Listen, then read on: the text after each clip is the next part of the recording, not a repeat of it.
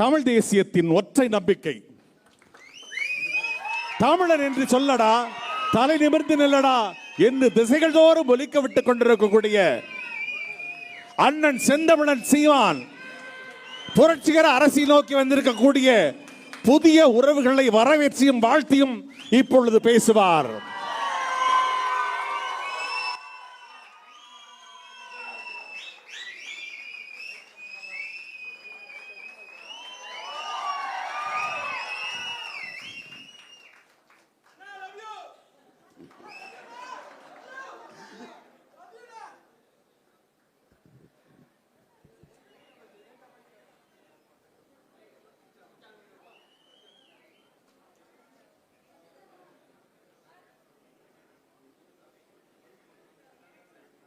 மாற்றம் என்பது சொல் அல்ல, செயல். மாறுவோம், மாற்றுவோம். இது மாற்றத்திற்கான எளிய மக்களின் புரட்சி என்ற முழக்கத்தை முன்வைத்து நாம் முன்னேறி செல்கிறோம். இங்கே பேசிய என்னுடைய உடன் பிறந்தார்கள் எல்லாம் குறிப்பிட்டது போல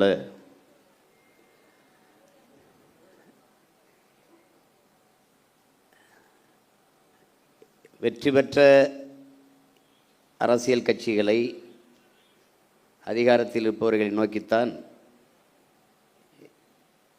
எல்லோரும் சென்று சேர்வது வழக்கம். அல்ல, அவர்கள் சொல்வது போல ஒரு இடத்திலும் வெல்லவில்லை. நான் உட்பட யாரும் கட்டுத்தொகை கூட பெறவில்லை. ஆனாலும் இந்த இயக்கத்தை நோக்கி, இந்த களத்தை நோக்கி புதியவர்கள் 1000 பேருக்கு மேலாக வந்து இணைய வேண்டிய அவசியம் என்ன?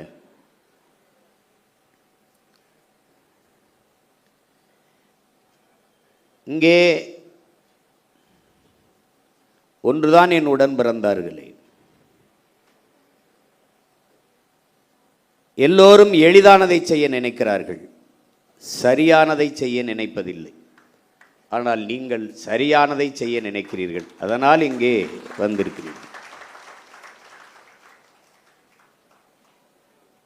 சரியானது வென்றே தீரும் என்கிறான் கிவ விடுதலை புரட்சியாளன் சேகுவேர் அவர்.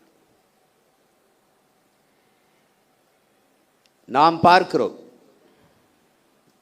நீண்ட காலமாக கவனித்து வருவதில் இந்த தமிழர் நிலத்தில் சில சொற்கள் மிகுந்த மதிப்பிழந்து கேவலப்படுகிறது. ஒன்று மாற்றம், இன்னொன்று புரட்சி, இன்னொன்று தளபதி, இன்னொன்று வரலாறு. இதெல்லாம் ரொம்ப அவமதிக்கப்படுதுன்னு நான் நினைக்கிறேன். தளபதினா என்ன? எந்த படைக்கு தளபதி? எது சொரி சரங்கு படையா இல்லை எந்த படை? 6 படை கட்டி என் அன்னை தமிழ் சமூகத்தின் விடுதலைக்கு போராடி என் தலைவனே தன்னை தளபதி என்று போட்டுக்கொள்ளலை. இங்கே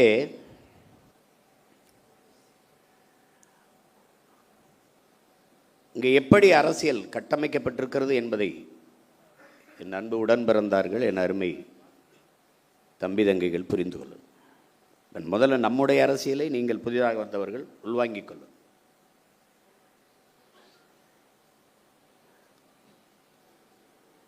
நாம் தமிழர் என்பது ஒரு கட்சியின் பெயர் இல்லை. முதல்ல அதை தெளிவாக வாங்கிக்கணும். நாம் தமிழர் என்பது நாம் பிறந்த பெருமை மிக்க இனத்தின் அடையாளம் என்பதை நீங்கள் விளங்கிக்கொள்ளும். இப்போ நாம் தமிழர் கட்சி மொழியையும் இனத்தையும் மண்ணையும் மக்களையும் உயிருக்கு மேலாக நேசிக்கும் எழுச்சி மிக்க இளைஞர்களின் பாசறை தான் நாம் தமிழர் கட்சி. நாம் தமிழர் கட்சியின் அரசியல் எல்லா உயிர்களுக்கும், கட்சி எல்லா மக்களுக்கும், தலைமை அதிகாரம் எப்போதும் தமிழர்களுக்கு மட்டும். அதில் தெளிவாக விளங்கி இந்த கட்சியில் இருப்பதற்கு, இணைவதற்கு, தளபதியாக இருப்பதற்கு, தம்பியாக இருக்கிறதுக்கு எந்த தகுதியும் தேவையில்லை. ஆனால் இந்த இயக்கத்தில் தளபதியாக இருக்கிறதுக்கு நிறைய தகுதிகள் தேவைப்படுகிறது. ஏனென்றால் ஒரு காவல்துறைக்கு ஆள் எடுக்கிற போது உடல் தகுதி, கல்வி தகுதி எல்லாவற்றையும் சோதிக்கிறார். நாட்டின் பாதுகாப்புக்கு, படைக்கு, இராணுவத்திற்கு ஆள் எடுக்கும்போது உடல் தகுதி, அறிவு தகுதி எல்லாவற்றையும் சோதிக்கிறார். நீண்ட காலமாக அடிமைப்பட்டு கிடக்கிற அன்னை தமிழ் சமூகம் ஒரு தேசிய இனத்தின் விடுதலைக்காக ஒரு மக்கள் புரட்சியை முன்னெடுக்கிற ஒரு அரசியல் பெரும்படையில் மக்கள் இராணுவத்தில் இணைவதற்கு எவ்வளவு தகுதி தேவை என்பதை நீங்கள் புரிஞ்சுக்கணும். இது கட்சி கிடையாது. இது மற்ற கட்சிகளைப் போல கட்சி கிடையாது. இது தமிழ் தேசிய இனத்தின் விடுதலைக்காக கட்டப்பட்ட புரட்சிகர அரசியல் இராணுவம் என்பதை புரிந்து கொள்ளும். போர் என்பது ரத்தம் சிந்தும் அரசியல், அரசியல் என்பது ரத்தம் சிந்தாத போர் என்கிறான் மாசேத்துன். என்ன அன்னை தமிழினத்தின் விடுதலைக்காக நம்முயிர் தலைவன் மேதகவி பிரபாகரன் ரத்தம் சிந்தும் புரட்சிகர அரசியல் போரை செய்தார். அவன் பிள்ளைகள் நாம் ரத்தம் சிந்தாத அரசியல் போரை இந்த தாய் நிலத்தில் செய்து கொண்டிருக்கிறோம். அவசியப்பட்டால் அதையும் சிந்துவோம்.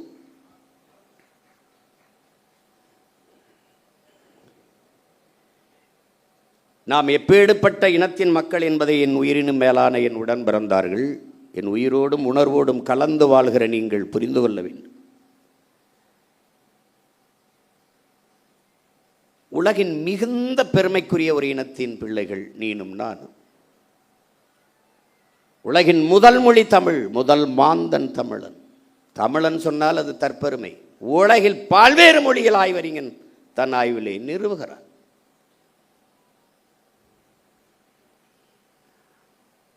தன் தாய்மொழியிலே ஆகச் சிறந்த இலக்கியங்களை படிக்கக்கூடிய வாய்ப்பை பெற்ற ஒரு இனம் தமிழ் பேரினம்.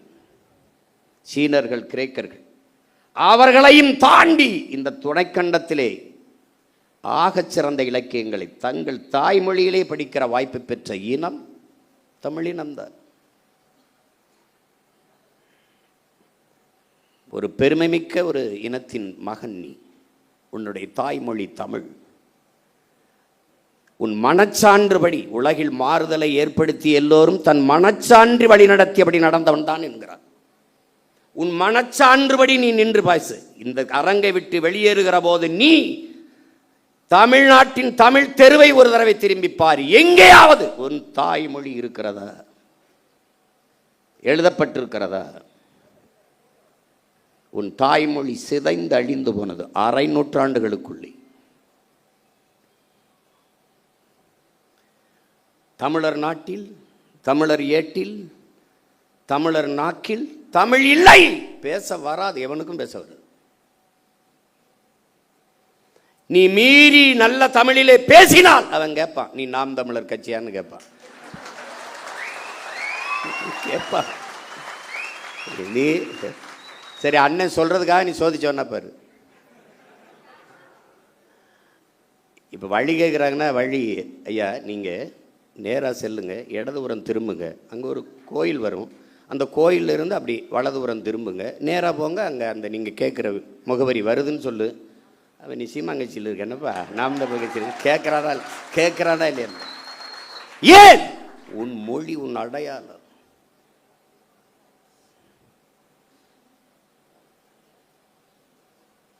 சீனாவில் இஸ்லாத்தை ஏற்றவன் இருக்கான், அவன் சீன மொழியில் தான் பேர் வச்சிருக்கான். சீனாவில் கிறிஸ்தவத்தை ஏற்றிருக்கிறான், அவன் சீன மொழியில் தான் பேர் வச்சிருக்கான். ஆனால் நான் ஏற்றிருக்கிறேன் கிறிஸ்தவத்தை. ஆண்டனி, பிரிட்டோ, சேவியர் தான் பேர் வச்சிருக்கேன். ஏன் இஸ்லாத்தை தமிழ் தூய தமிழில் ஏற்க முடியாது? எங்கள் அப்பா மனைவி முஸ்தபா தன் மகனுக்கு செம்மல் என்றும் பேர் வைக்கலையா? செம்மொழி என்றும் பேர் வைக்கலையா? இப்போ நான் வைக்கல, என் பிள்ளைகளுக்கெல்லாம் யூசுப்பு, எல்லாலன் யூசுப்பு, தமிழன் இஸ்லாத்தை ஏற்றுக்கிறேன், தட்சாலி வரானார், அவனுக்கு தெரியுது பழிச்சுன்னு. ஹசானா, அருள்மொழி ஹசானா. உசேன், தமிழ் மகன் உசேன். என் தம்பி மகன் அபு மகனுக்கு நான் பேர் வைக்கலையா? முகம்மது, செம்மல் முகம்மது. தமிழன், நான் இஸ்லாத்தை ஏற்றிருக்கிறேன். என் மகன் வளர்ந்து சொல்லுவான், எங்கள் பெரியப்பா வச்சிருக்காப்புல, என்ன செம்மல், முழு பேர் செம்மல் முகம்மது, தெரியுது நான் இஸ்லாத்தை ஏற்றிருக்கேன். இதான் என்ன அடையாளம்? எங்கே தொலைச்சிருக்க பாரு நீ. உனக்கு மாத்திரையிலிருந்து ஆரம்பிச்சான்டா, அனால்ஜின், நோவால்ஜின், அதெல்லாம் இப்போ டீ காஃபி எல்லாம் தமிழில் தானே. நேரம் என்னன்னு எவனாவது கேட்குறான்னா, டைம் ப்ளீஸ், டைம் என்ன? அப்போ ஒரு அறை விடணும்டா, செவிலை சேர்த்து அறையணும்டா, செவிலை சேர்த்து அறையணும்.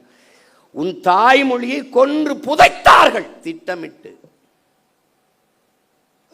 மொழியிலிருந்தும் வரலாற்றிலிருந்தும் தமிழ் பேரின மக்களை வெளியேற்றினார்கள்.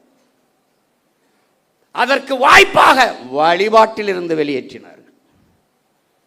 இங்கே இருக்கிற கோயில்கள் எல்லாம் வெறும் வழிபாட்டு தலமல்ல என் உடன் பிறந்தவனே, வரலாற்று பேராவணம் என்பதையும் நீ மறந்துவிடக்கூடாது.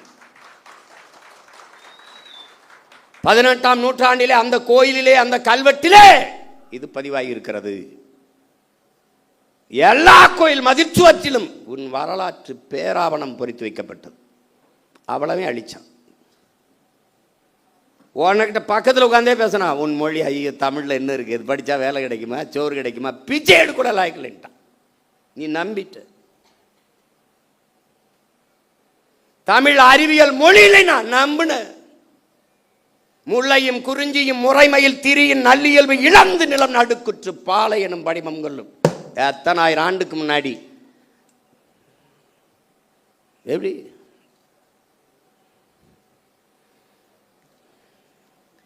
என்னடா நீ படிச்சிருக்க? பொழிப்புரை இல்லாமல் திருக்குறள் படி சொல்லிடுறா பார்ப்போம். சிலப்பதிகாரத்தை, கம்பராமாயணத்தை, மணிமேகலை, சிவகிசிந்தம் சொல்லிடு பார்ப்போம். அங்கே ஒருத்த வந்தான். எல்லாத்துக்கும் பொழிப்புரை தேவைப்படுகிறது. கற்றறிந்த ஆண்டோர்கள் சான்றோர்களே பொழிப்புரை நூல் எடுத்து படிக்கிறதுக்கு என்ன அர்த்தம்னு தெரியல. மருங்கு வண்டு சிறந்த ஆர்ப்ப மணிப்பாடை அது போர்த்தி அப்படின்னா, மருங்கு வண்டு சிறந்த என்ன கோப்பன்னு புரியலையே. எப்படி இப்போ ஒவ்வொன்றுக்கும் பொருள் தேடிக்கிட்டு இருக்க வேண்டியது இருக்கு. ஒருத்த வந்தான், நேரடியாக மக்கள் மொழியில் பாடின பொழிப்புரை தேவையில்லை, நேரடியா அச்சமில்லை அச்சமில்லை அச்சம் என்பது இல்லையே, உச்சி மீது வான் இடிந்து வீழுகின்ற போதிலும் அச்சமில்லை அச்சமில்லை பாடினான். உரை நடையே சந்தத்தை வச்சு பாடிட்டான். அன்னையிலிருந்து தமிழ் வேற வடிவத்துக்கு திரும்பிட்டு. என்னைக்கு நீ நான் தமிழன், என் தாய்மொழி தமிழ் என்ற திமரை கொள்கிறியோ, அன்றைக்கு இந்த இனம் எழும்டா, விடுதலை அடைந்தா. உன் உள்ளத்தில் எழுதின ஆங்கிலம் ஒரு மொழி, அது அறிவல்ல, அடுத்தவன் மொழி. எனக்கு எப்படி அறிவாகும்? பிளடி நான்சென்ஸ் என்னைக்கு நீ நினைக்கிறியோ அன்னைக்கு சரியாயிரும். இந்த நாட்டில் எல்லா மொழியும் படிப்போம், நாங்கள் வாழ. எங்கள் மொழி தமிழ் படிப்போம், எங்கள் இனம் வாழ. மொழி என் முகம், என் முகவரி, என் கலை, என் இலக்கியம், என் அடையாளம், என் வரலாறு, என் அரசியல், என் உயிரடா என்று என்னைக்கு நீ நினைக்கிறியோ அன்னைக்கு வருமடா உனக்கு உணர்வு, மானம், வீரம், ரோசம் எல்லாம் வரும்டா. நீ தமிழ் என்று உச்சரிக்காதவன், தமிழன் என்று உச்சரிக்காதவன் நாட்டை கொடுத்துட்டு எங்களை நடு ரோட்டில் போட்டு நிறுத்திட்டியாடா பைத்தியக்கார. வைத்தியக்கார நடிகனுக்கும் தலைவனுக்கும் வித்தியாசம் தருதல கூட்டமே. தலைவன் எவன் தலைவன்? இவன் தலைவனடா, இவன் தலைவனடா, இவன் தலைவனடா. எங்களுக்கெல்லாம் ஒரு பெருமிதமும் திமிரும் இருக்குடா. என்னடா என்னங்களை சொல்ல முடியும்? புறம் பேசுவ, அவதூறு பேசுவ, பொய்யை பரப்புவ, கட்டமைப்ப, வேற என்ன பேசுவ நீ? திரள் நிதி திருடர்கள். திரள் நிதி திருடன் இவ்வளவு நாள் சொல்லிக்கிட்டு இருந்தவன் யாரு? திருட்டு நிதிக்காரன். இப்ப சொல்ற ஐயோக்கியப்ப யாரு? பிளாக் டிக்கெட்காரன்.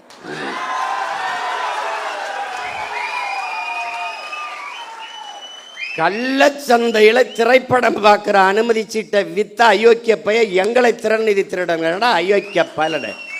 Bloody nonsense. தம்பி,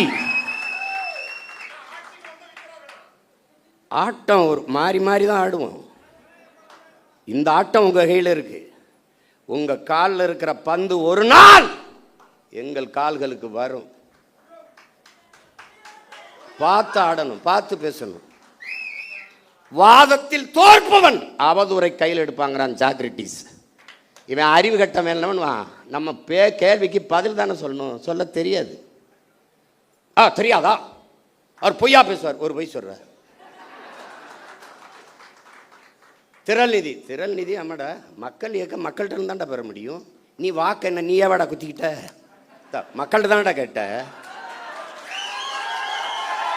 அப்புறம் நான் வாக்கையும் கேட்குறேன், வலிமையும் கேட்குறேன். இனமாகவும் பணமாகவும் என் மக்கள் தான் எங்களோட நிற்கணும். கட்சி காசில் ஒரு தேநீர் அருந்த மாட்டோம்டா நாங்கள். திரள் நிதி காசில் இன்னும் கார் வாங்கிட்டா இன்னும் உங்க ஆத்தா பத்தா தாலி எடுத்து வித்தாடா வாங்கணும். என்னடா பென்ஸ் கார் வாங்கிட்டாரு சீமான். பென்ஸ் கார், ஃப்ளைட் வாங்கி ஓட்ட, ஃப்ளைட்டு சொந்தமா ஃப்ளைட். எங்க அம்மா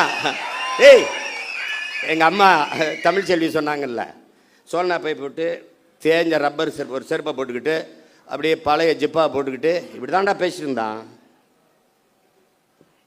7 லட்சம் மக்களை திருச்சியில் திரட்டி தமிழ் தேசிய அரசியல் பக்கம் நிறுத்துக்கான ஒருத்தன், ஒரு சாதாரண மகன்.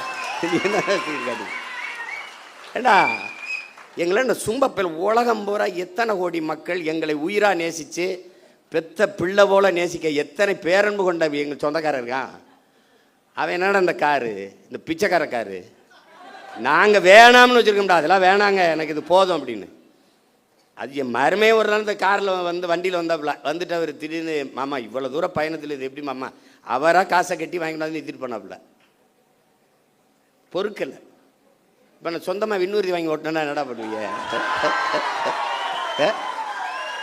டேய் வைத்தியக்காரங்களா செத்து போங்கடா. நான் துறைகிட்ட சொன்னேன், துறை அண்ணா என்னென்ன எப்படி பண்ண தம்பி, டேய் நம்ம செய்கிறது அவங்களுக்கு எதாவது பிடிக்கலையோ அதை திரும்ப திரும்ப செய்யணும்டா. டேய் நம்ம பேசுறது அவனுக்கு எரிச்சலாக இருக்காடா, அதே பேசுகிறேன். இப்போ நம்ம என்ன பயிற்சி கூடத்தில் ஒரு உடையை போட்டு பயிற்சி எடுக்கும்போது காலை தூக்கி இப்படி வச்சா அப்போ பாருங்க,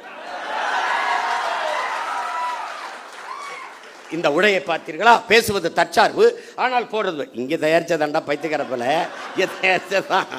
அதுதான் அவன் என்ன தர துறைக்கிட்ட சொன்னேன். அப்போ நம்ம ஒன்று செய்யும்னே, கோணி சாக்கில் ஒரு டவுசரை தச்சுக்கிட்டு அவன் என்னன்னா எங்களை பார்க்கும்போது நீங்கள்லாம் கோமணம் கட்டிட்டு அலையாமல் எதுக்கு இப்படிலாம் போட்டு தர்றேன். டேய் உங்களை எல்லாம் வர இருங்கடா தம்பி, கொள்ள வெறியில் இருக்கோம் பார்த்துறதுக்கு. புரியுதா? பேசவே ஆரம்பிக்கல. எதிர்க்கலடா, களத்துக்கு என்ன நாங்கள் வரலடா. வந்தா என்னடா அவங்க சில கேள்விகள் கேட்குறோம். சில கேள்விகள் நாங்கள் ஏற்றுக்கொண்ட தலைமை என்பது எப்படிப்பட்டது? உலகத்தில் எந்த இனத்திற்கும் எங்கள் தலைவனை போல தலைவன் வாச்சிருக்க மாட்டான்.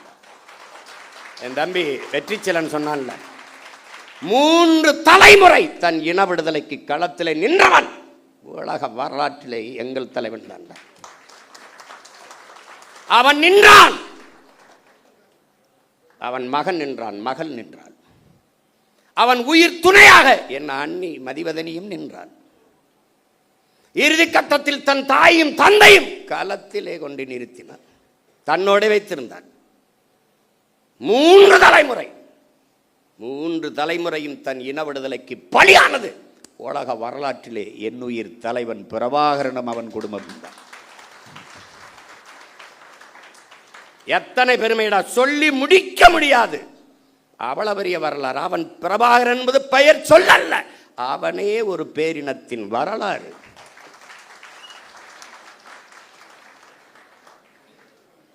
அவன் நாங்கள் ஏற்றுக்கொண்டிருக்கிற தத்துவமாகவே வாழ்ந்தவன், கற்பித்தவன் அல்ல, வாழ்ந்தவன்.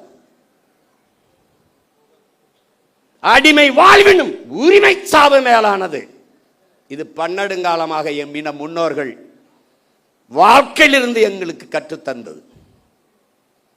உயிரை இழக்கலாம், உரிமையை இழக்கலாமா? ஏன்? உயிர் என்பது தனிப்பட்ட ஒருவனுக்கான இழப்பு, உரிமை இழப்பு ஒட்டுமொத்த தேசிய இனத்திற்கான இழப்பு. எனவே உயிரினும் மேலானது எமது உரிமை.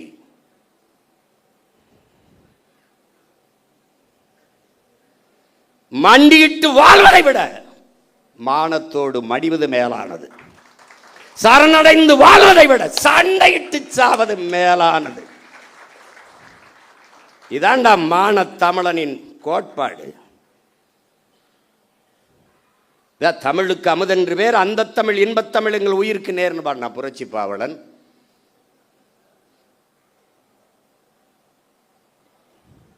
தமிழர் என்று ஒரு இனம் உண்டு, தனித்தே அவருக்கு ஒரு குணம் உண்டுன்னா எங்களுடைய தாத்தன் நாமக்கல் கவிஞர் ராமலிங்கம் பிள்ளை. அன்பே அவரது மொழியாம், அமிழ்தம் அவரது மொழியாம், அன்பே அவரது வழியாம்னு வந்தான். அமிழ்தம்னு ஏன் சொல்றா? இவனும் சொல்றான் தமிழுக்கு அமுதென்று பேர், அமுதுக்கும் அமுதென்று பேர், ஆனால் தமிழுக்கும் அமுதென்று பேர். அமிழ்தம் அவரது மொழியாம், அன்பே அவரது வழியாம். அமிழ் தமிழ் தமிழ் தமிழ் தமிழ் தமிழ் தமிழ் தமிழ் தமிழ் தமிழ் தமிழ் என்று வேகமாக சொல்லிக்கொண்டே நீ போனால் அது தமிழ் தமிழ் தமிழ் என்று கேட்கும். தமிழ் தமிழ் தமிழ் தமிழ் என்று வேகமாக சொல்லிக்கொண்டே போனால் அது அமிழ் அமிழ் அமிழ் தமிழ் என்று கேட்கும். அதனால் தமிழுக்கும் அமுதென்று பேர். தமிழர் என்ற ஒரு இனம் உண்டு, தனித்தே அவருக்கு ஒரு குணம் உண்டுன்னா அதோட நிறுத்திட்டான் அவன். ஒருத்தன் வந்தா தமிழர் என்ற ஒரு இனம் உண்டு, தனித்தே அவருக்கு ஒரு குணம் உண்டு, மானமும் வீரமும் அவருக்கு உயிர் என்று உலகத்திற்கு காட்டியவன் நம் உயிர் தலைவன் மேதகுவே பிரபாகரன் அவர்கள். என்ன பெருமைடா உனக்கு இல்ல? யாரா நீ? தமிழன் பெருமைக்குரியவன். காரணம் தமிழ் பெருங்குடியில் பிறந்ததனாலேயே தமிழன் பெருமைக்குரியவன் நம் புரட்சி பாவலன். நீ யாரா? நீ தமிழன்டா. நான் தமிழன், நீ தமிழன். அந்த திமிரும் நிமிர்வும் வந்து விட்டால் நம்மளை ஒரு பய வீழ்த்த முடியாது. ஏன் போட்டோம், எதுக்கு போட்டோம், வேட்பாளர் எவன் படிச்சிருக்கானா, யாரு இவரா நம்ம ஒரு எம்எல்ஏ அவருக்கே தெரியல. இவர் சீட்டு கொடுத்தோமா, ஜெயிச்சாரா, இவர் மந்திரியா, என்ன செய்யறதுன்னு தெரியல.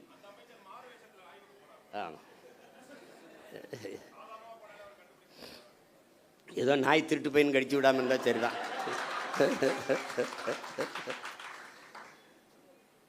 நமக்கு ஒரு கனவு இருக்கிறது, நம் தலைவர் நமக்கு கையளித்த பெருங்கனவு இருக்கிறது. நம்முடைய முன்னோர்கள் தூக்கி சுமந்த கனவு நம் தலைவர் கையில், நம் தலைவனும் பல்லாயிரக்கணக்கான நமது மாவீரர்களும் சுமந்த கனவு இன்று நமது கைகள். களம்பேறு காலம்பேறு, கனவு ஒன்றுதான். தம்பி வெற்றிச்சீலன் சொன்னது போல நான் முன்வைத்ததுதான், இலக்கு ஒன்றுதான், நம் இனத்தின் விடுதலை.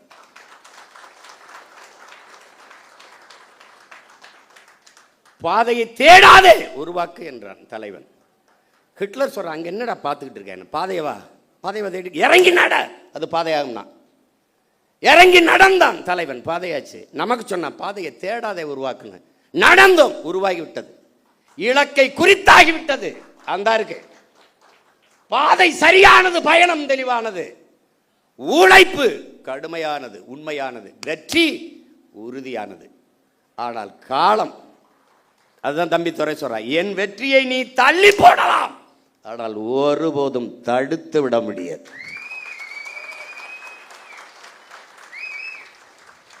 ஜஸ்ட் டிலே, அவ்வளவுதான். நீ ஒண்ணுமே செய்ய முடியாது. ஏன்னா நானா வந்தவன் இல்லை, உங்களை மாதிரி ஆசைப்பட்டு முதலமைச்சராக வந்தவன் இல்லை. நான் காலம் என்னை இறக்கி விட்டுச்சு. நான் படம் எடுத்து பிழைக்கு தான் வந்தேன், அதான் செஞ்சுக்கிட்டு இருந்தேன். என்னை தள்ளி விட்டுச்சு. யாரா என்னை தள்ளி விட்டதுன்னு என்ன ஒரு தடவை கிணத்துக்குள்ள குதிச்சு கேட்பார்ல, அந்த மாதிரி என்னை தள்ளி விட்டது. நான் என் வீட்டு வாளி விழுந்துருச்சு, நான் கிணத்துக்குள்ளே குதித்தேன். மூழ்கி போகும்போது தான் என் பரம்பரையே உள்ளே கிடக்குன்னு தெரிஞ்சு, அப்புறம் இந்த வேலையை நான் செய்ய வேண்டியது வந்துச்சு. உனக்கு புரியுதுன்னு நினைக்கிறேன். அதனால இது நான் விரும்பி வந்தது அல்ல, காலம் எனக்கு கையளித்த கடமை. வரலாறு எனக்கு வார்த்து கொடுத்த மாபெரும் பொறுப்பு. சரி, இல்லைடா, நாங்கள் இல்லை, நான் இல்லை, நாம் தமிழர் இல்லை, வெளியேறிட்டோம். நாதிர்கடா உனக்கு. தமிழ் என்று, தமிழர் என்று, காடு என்று, செடி என்று, மலை என்று, ஆறு என்று, அருவி என்று, நிலம் என்று, வளம் என்று சொல்வதற்கு உனக்கு ஒருத்தர் காணா. ஒரு வீர மகன் ஒருத்தன் கிடையாது. உலகத்தில் ஒரு மகன், அண்ணன் தம்பி, தலைவன் தம்பி, அதெல்லாம் தாண்டி அப்பா மகனுக்கு இருக்கிற ஒரு பிணைப்பு. என் தங்கச்சி கூட சொல்வாள், அவன் வரும்போது தம்பி அவன் தான், போகும்போது மூத்த மகனாக போனான்னு பேட்டியில் சொல்லியிருப்பாள். வேறு எனக்கு ஒரு தலைவன் தன் பிள்ளையை ஊருக்கு அனுப்பும்போது தன் இங்கே வர சாக துணிஞ்சிருங்க, எல்லாமே உங்களுக்கு சாதாரணமாக போயிடும். நவல சத்தியம் சொல்கிறேன். இந்த பாரு, தன் என்கிட்ட சொல்லி அனுப்பும்போது ஒரே வார்த்தை தான், சாக துணிஞ்சிருங்க, உங்களுக்கு எல்லாமே சாதாரணமாயிரும். இல்லைன்னா அன்னைக்கு காங்கிரஸ் ஆண்டுகிட்டு இருக்கு, இங்கே திமுக ஆண்டுகிட்டு இருக்கு, ஒரு பையன் இவ்வளோ கூட்டம்லாம் இல்லை, ஒத்தை மகன் கருத்தரவா கத்தி. எனக்கு இவன் வரவெல்லாம் பாடம் எடுக்கிறது, கொள்கை உறுதியை பற்றியும் நிலைப்பாடு பற்றியும் எனக்கு கூட்டணி வச்சு பாட்டு அப்படி சொல்கிறேன். வைத்துக்காரடே போகிறதுன்னு ஆயிடுச்சு, போய் அங்கிட்டு போய் எதாவது பொழைச்சிட்டு போவா, போகிற போக்கில் அதை புலம்பிட்டு போகாது.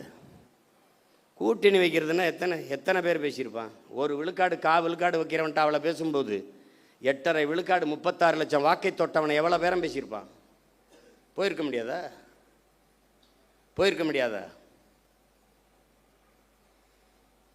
இனமானத்திற்காக போராட வந்த பிள்ளைகள் நாங்கள், ஆனால் தன்மானத்தை இழந்து விட்டு போராட மாட்டோம்.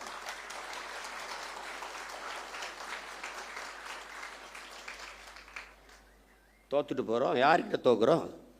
தோல்வி எங்களுக்கானதில்லை. என் தம்பி சொன்ன மாதிரி, எங்கள் ஐயா பொதுச் செயலாளர் திருமால் செல்வன் சொன்னது மாதிரி, இனத்திற்கானது. என் மக்கள் முடிவு செய்கிறார்கள், அவர்களுக்கு இது சரி என்று செய்யுங்க, அவ்வளோதான். சாதி பார்த்து போடாதே ஓட்டு, போட்டால் அந்த ஓட்டு எனக்கு தீட்டுன்னு பேசுனது நாம். புறக்கணிக்கப்பட்ட ஒதுக்கப்பட்ட ஆதி தமிழ் சமூக மக்களுக்கு தேடி தேடி தேர்தல் நிற்க வாய்ப்பு கொடுத்தது நாம். ஆதி தமிழ் குடிகளுக்கு 16 22 தொகுதி பொது தொகுதியில் நிறுத்தினது நாம். 21 16 தொகுதிகளை தேர்வு செய்து பொது தொகுதியிலே நிறுத்தினது நாம். பிறகு இந்த போது எல்லாருக்கும் நாவிதர், குயவர், வண்ணார், இது இந்த மாதிரி பழங்குடி மக்கள், ஷெட்யூல் ட்ரைப், இந்த மாதிரி இவங்களுக்கெல்லாம் கொடுக்க வேண்டியதுனால, தச்சர், இவங்களுக்கெல்லாம் நிராகரிக்கப்பட்ட தமிழ் சமூகம் ஒரு தடவை கூட அவன் வென்றதில்லை. எவ்வளோ பெரிய வரலாற்றில் எவ்வளோ பெரிய துயரம் பாரு.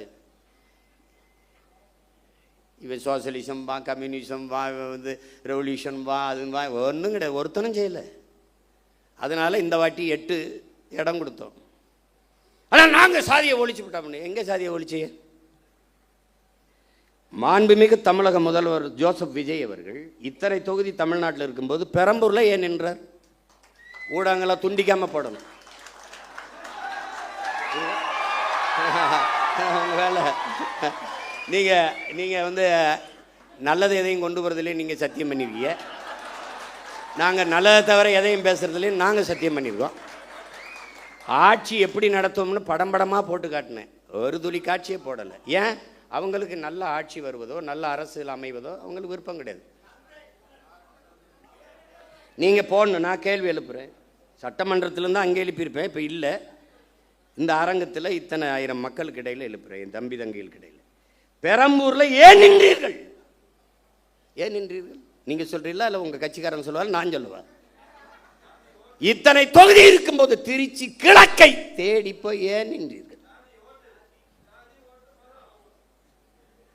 பெரம்பூரில் மதம், திருச்சி கிழக்கில் சாதியும் மதம். நீங்கள் என்ன பேசுறீங்க? சாதியை ஒழித்து விட்டேன். உங்களை ஒழிக்காம எப்படி சாதி மதத்தை ஒழிக்க முடியும்?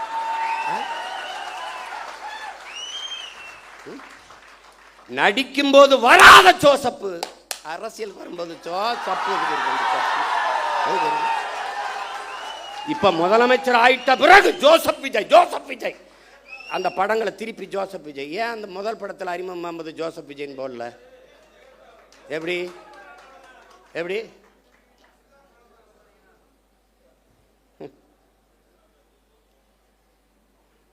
ஊழலஞ்சத்தை ஒழிச்சு விட்டான். எங்கிட்ட ஒழிச்சிய? என் தம்பி மதுரமுத்து மதுவை ஒழிச்ச மாதிரியா? நீங்கள் முதலமைச்சராக நான் என்னங்க பண்ணுவீங்க? மதுவை ஒழிச்சிருவேன்.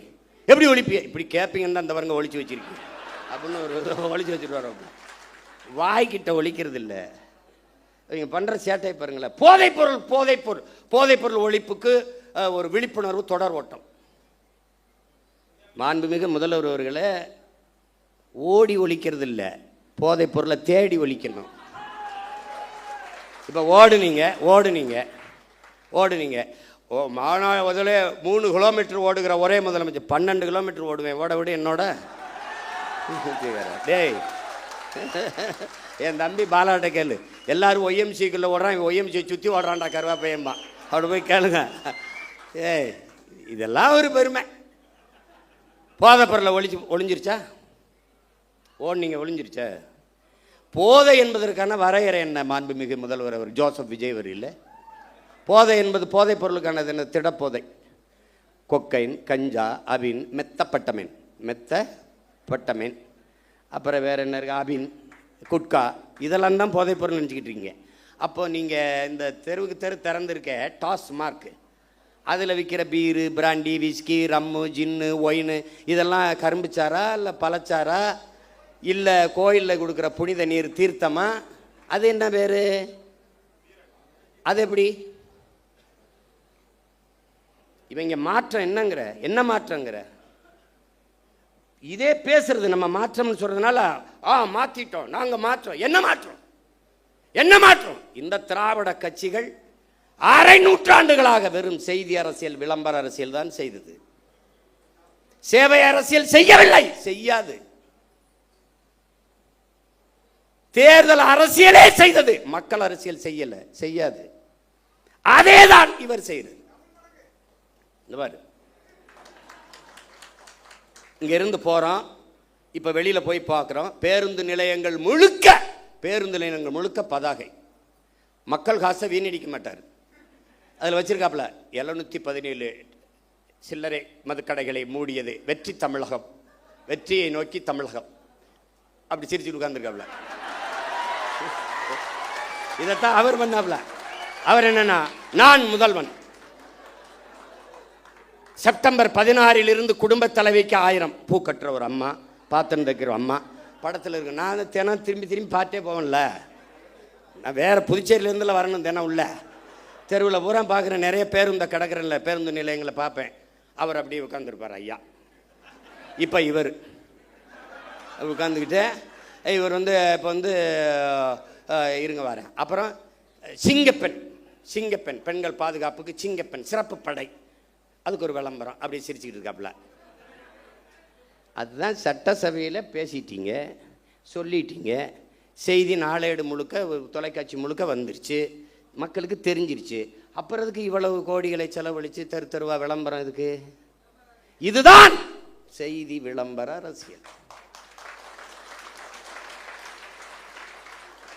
இவங்க ஒன்லி ரீல்ஸ் தான், நோ ரூல்ஸ். ரூல் பண்ணுறது இல்லை, ரீல் தான். இன்னைக்கு என்ன போடலாம்? பேருந்தில் போகலாம். அதுக்கு தான் போக்குவரத்து துறைக்கு ஒரு அமைச்சர் போட்டிருக்கீல, தமிழன் விஜய் பார்த்திபன். பேரை வச்சுக்கிறான் கில்லி சரத்குமார், திருப்பாச்சி வெட்டர்வால், எதோ ஒன்று வச்சுக்கிறது. பேரை வச்சுக்கிட்டு சூப்பராயன் அப்படி ஏதோ ஐயா வச்சுக்கிற மாதிரி எதையோ வச்சுக்கிறது. அவன் இந்த சரத்குமாருங்கிற அவன் எப்படிப்பட்ட வீரன்? அது கிள்ளி சரத்து அதெல்லாம் அவங்க சமாளிக்கிறாங்க. எல்லாத்தையும் சரி பண்ண நினைக்கிறாங்கடா. ஆமாம் தவறுங்க அப்படின்னு சொல்லி அதை திருத்திக்கிறது கிடையாது. தவறு தான், இனிமேல் இல்லை அப்படின்னு சொல்லணும்ல. விளையாட்டு போட்டி கிரிக்கெட்டு ஐபிஎல் பார்க்க போகிறாரு. சரி போகிறாரு. குழந்தைக்கு உடம்பு முடியல.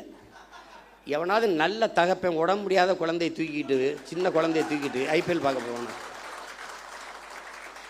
இவனுக்கிட்ட இவ்வளோ பெரிய பொறுப்பை கொடுக்குறிய அமைச்சர் பதவி, அவன் என்ன வெங்காயத்தில் நிர்வாகம் பண்ணுவான்? ஒரு குழந்தைக்கு தகப்பனாக இருக்க தகுதியற்ற ஒருவனை எப்படா நீ மந்திரி ஆகுறீங்க? எப்படி மந்திரி ஆகுறீங்க? மாத்திரை கொடுக்க வேண்டிய நிலையில இருக்குது, உடல்நிலை சரியில்லை என்றால் வீட்டில் குழந்தைய வச்சு பார்த்துருக்கணும். அப்படியே நான் ஐபிஎல் பார்த்தா தான் உயிரோடு இருக்கணும்னா வீட்டில் தொலைக்காட்சியில் பாரு. அங்கே கூட்டி கொண்டு போய் மாத்திரையை ஒரு இதில் வச்சு அது எது இது கடன் அட்டையா, கடன் அட்டையில் இப்படி நசுக்கிறாப்புல. பின்னாடி ஒரு பொம்பளை குழந்தை அழுதுக்கு உட முடியாத குழந்தைக்கு மாத்திரை நசுக்கா, பின்னாடி ஒரு பொம்பளை திருத்தி அதை எவனோ எடுத்துருக்கான். எடுத்துக்கிட்டு 500 ரூபா இதுக்கு கையில் வருது. மாத்திரை நசுக்கிறதுக்கு 500 ரூபாய்க்கு என்ன சம்மந்தம் இருக்குது? இந்த மாத்திரையை ஏன் நான் பொடியாக நசுக்கிற? தண்ணியில் போட்டு குழந்தைக்கு கொடுக்க. மாத்திரையை அப்படியே போட்டாலே கரைஞ்சிருமே, எதுக்கு நசுக்கிற? டேய், கேட்குறதுக்கு பதில் சொல்லணும். அதை விட்டு உன்னை தெரியாதா? அது தெரியுதுலடா, உங்களுக்கு முன்னாடியே 15 வருஷமாக இங்கே இருக்கேன்டா, என்னை தெரியாமல் எப்படி இருக்கும்? அது கேட்குறது. அது அது வந்து அது வந்து அவர் கொடுக்குறாரு, இப்படி நசுக்கி போடுறாப்புல. இப்போ வழக்கு போட்டு சீமான் கெடுத்து விட்டாப்புல. டேய், நாட்டே கெடுத்து வச்சிருக்காயடா, நாட்டே கெடுத்து வச்சிருக்கீங்க. நீங்கள் காப்பாற்ற போராடுறோம்டா, கேள்விதான்டா கேட்குறோம். உங்களுக்கு எங்களுக்கு இருக்கிற வித்தியாசம்டா, மாண்புமிகு ஜோசப் விஜய் முதல்வர் அவர்களுக்கு முன்னாடி நிற்கிற சீமானுக்கு இருக்கிற வித்தியாசம் ஒன்று தான். இவன் என்ன செய்வான், இவன் என்ன செய்வான்னு கேள்வி. இவன் என்ன செய்வான்னா உண்மையை சொல்லுவான். கடன் இவ்வளவு இருக்குது, வட்டியே 1 லட்சம் கோடிக்கு மேலே வருது, நம்ம இவ்வளவு சிரமம் இருக்குது, அதனால கொஞ்சம் பொறுங்க. இப்போ நான் சொல்கிறேன் பாரு, படித்து முடித்து விட்டு வேலை இல்லாத 70 லட்சம் இளைஞர் இருக்கான், கிட்டத்தட்ட 1 கோடி. இப்போ நான் என்ன செய்வேன், பிரபாகரன் மகன் என்ன சொல்லுவேன், காமராஜரனுடைய பெருந்தலைவனின் பேரை, வஉசியின் வாரிசு, தெய்வ திருமகன் முத்துராமலிங்க தேவரின் பேரன், தீரன் சின்னமலையின் வாரிசு, அயோத்தியாசர் ரெட்டமலை சீனிவாசனுடைய பேரன். நான் என்ன சொல்லுவேன்னு கேளு. சிங்காரவேலர் ஜீவானந்தத்தின் பேரன் என்ன சொல்வேன்னா, படித்து முடித்து விட்டு வேலை இல்லாத பட்டதாரிகளுக்கு, இளைஞர்களுக்கு வேலை தாரேன், அரசு வேலை தாரேன். அது எந்த வேலைன்னு கேட்காத, வேலை தர்றேன், உனக்கு வேலை தர்றேன். இது நான். நீங்கெல்லாம் வந்து வேலை இல்லாத இளைஞருக்கு 4000 தர்றேன். ஒரு தலைவன் என்பவன் நிலையான தீர்வை நோக்கி நகர்த்தணும்டா. அதான்டா கனவு, அதான் விஷன், அதான் ட்ரீம். ஒரு தொலைநோக்கு இருக்கணும். நான் வேலை தர்றேன். எப்படி எப்படி தெரியும்? டாக்டர் இவ்வளோதான்டா இருக்கு. அடே, ஐஏஎஸ்ஏ மொத்தம் 7500 இந்தியா முழுமைக்கு எவ்வளோ? 5800 300 இவ்வளோதான்டா ஐஏஎஸ். ஐபிஎஸ் எவ்வளோடா? 7000மா? எவ்வளோடா முதல்ல? எவ்வளோடா? ஒரு 7500 7800 8000 இருக்கும். இவ்வளோதான். நான் எல்லாம் ஐஏஎஸ் ஐபிஎஸ் சோறு அது எங்கள் ஆத்தா அப்போ தான் ஊற்றணும். இப்போ நான் என்ன சொல்கிறேன், இந்த பணிகள் அப்படியே இருக்கட்டும். இதோடு ஆடு மாடு வளர்த்தல், நாட்டுக்கோழி வளர்த்தல், பட்டுப்பூச்சி வளர்த்தல், வேளாண்மை செய்தல், இதையெல்லாம் அரசு பணியாக மாற்றிவிட்டால் கூடுதலாக வேலை வாய்ப்பு வாழ்விடத்தில் கிடைச்சிருக்கு. இப்போ உதாரணமாக ஒரு சிக்கல் பாரு. இந்த கறிக்கோழிக்காரம்பரம் போராட்டம் நடத்துறதுக்கு தயாராக இருந்தான். ஏன்னா வெளியிலிருந்து வர்றவன் கூடுதலாக இறைய கொடுத்து எடையை கூட்டி தள்ளிடுறான். இங்கே அது வரும்போதே எல்லாம் போய் இங்கே நிற்கும்போது அங்கே ஏற்றுறதுல இருக்க இடம் இங்கே இறக்கும்போது இருக்கல.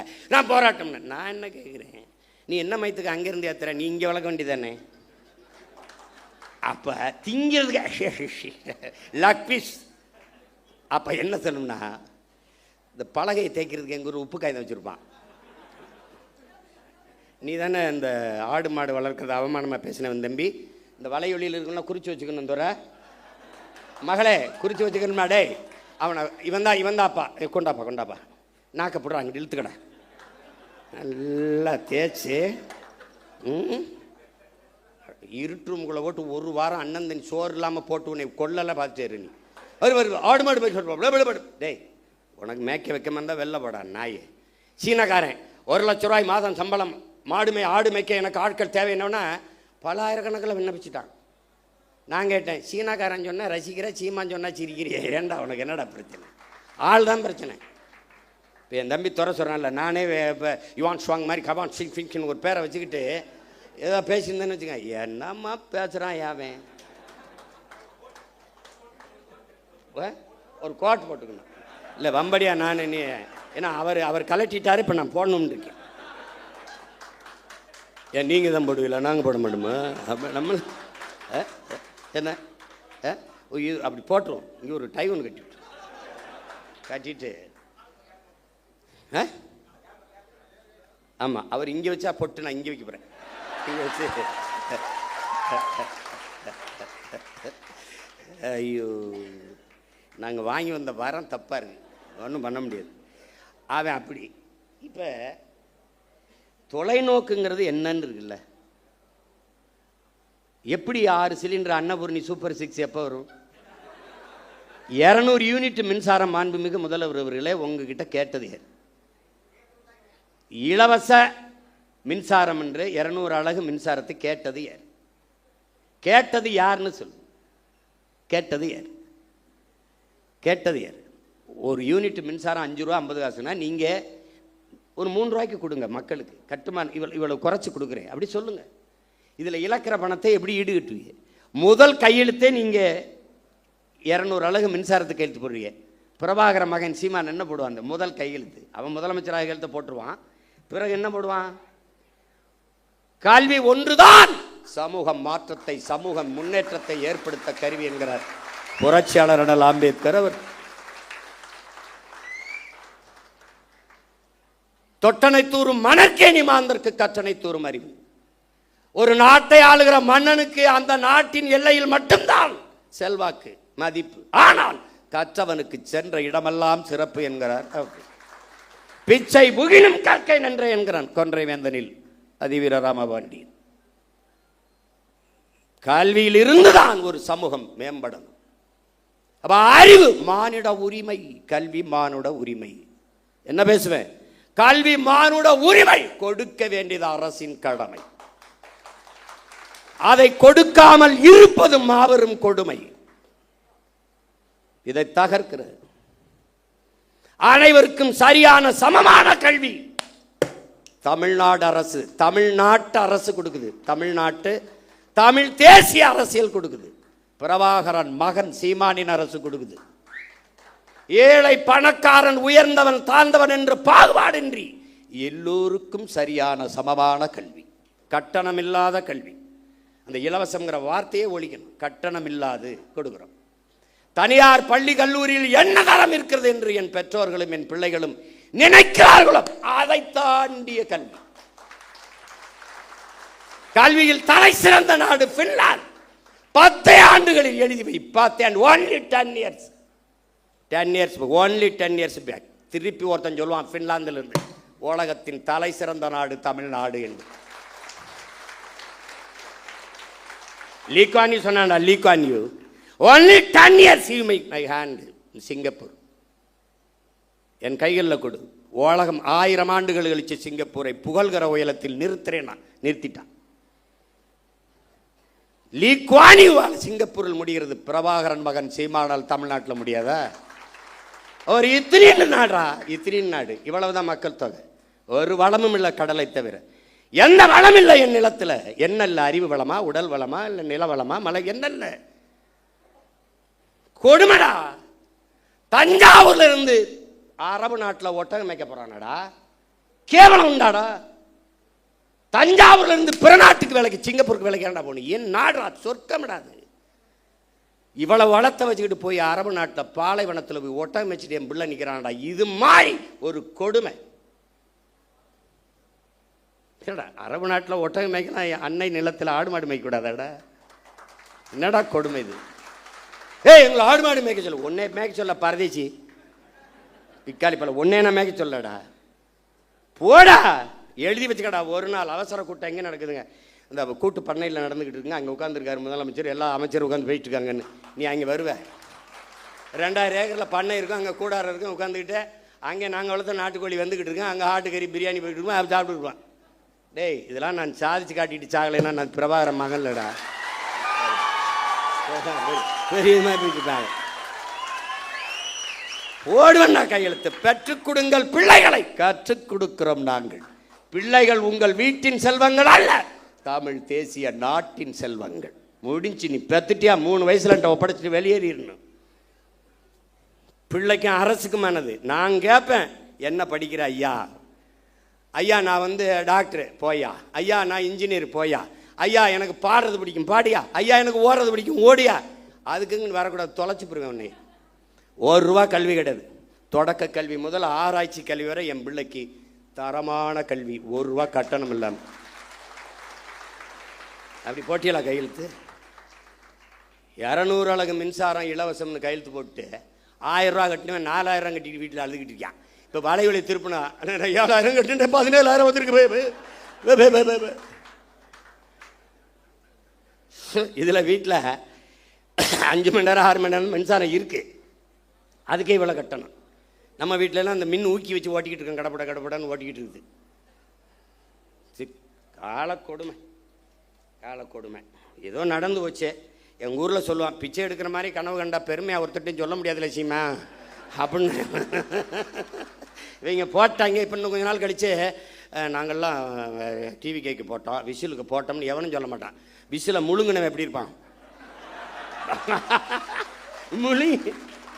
இப்போ நம்ம பயிலுக ஐயோ இங்கே வீடு அடிக்கிறான் அப்படிலாம் அல்லாதீங்க, விசில் அடிக்க சரியாயிரும். அப்போ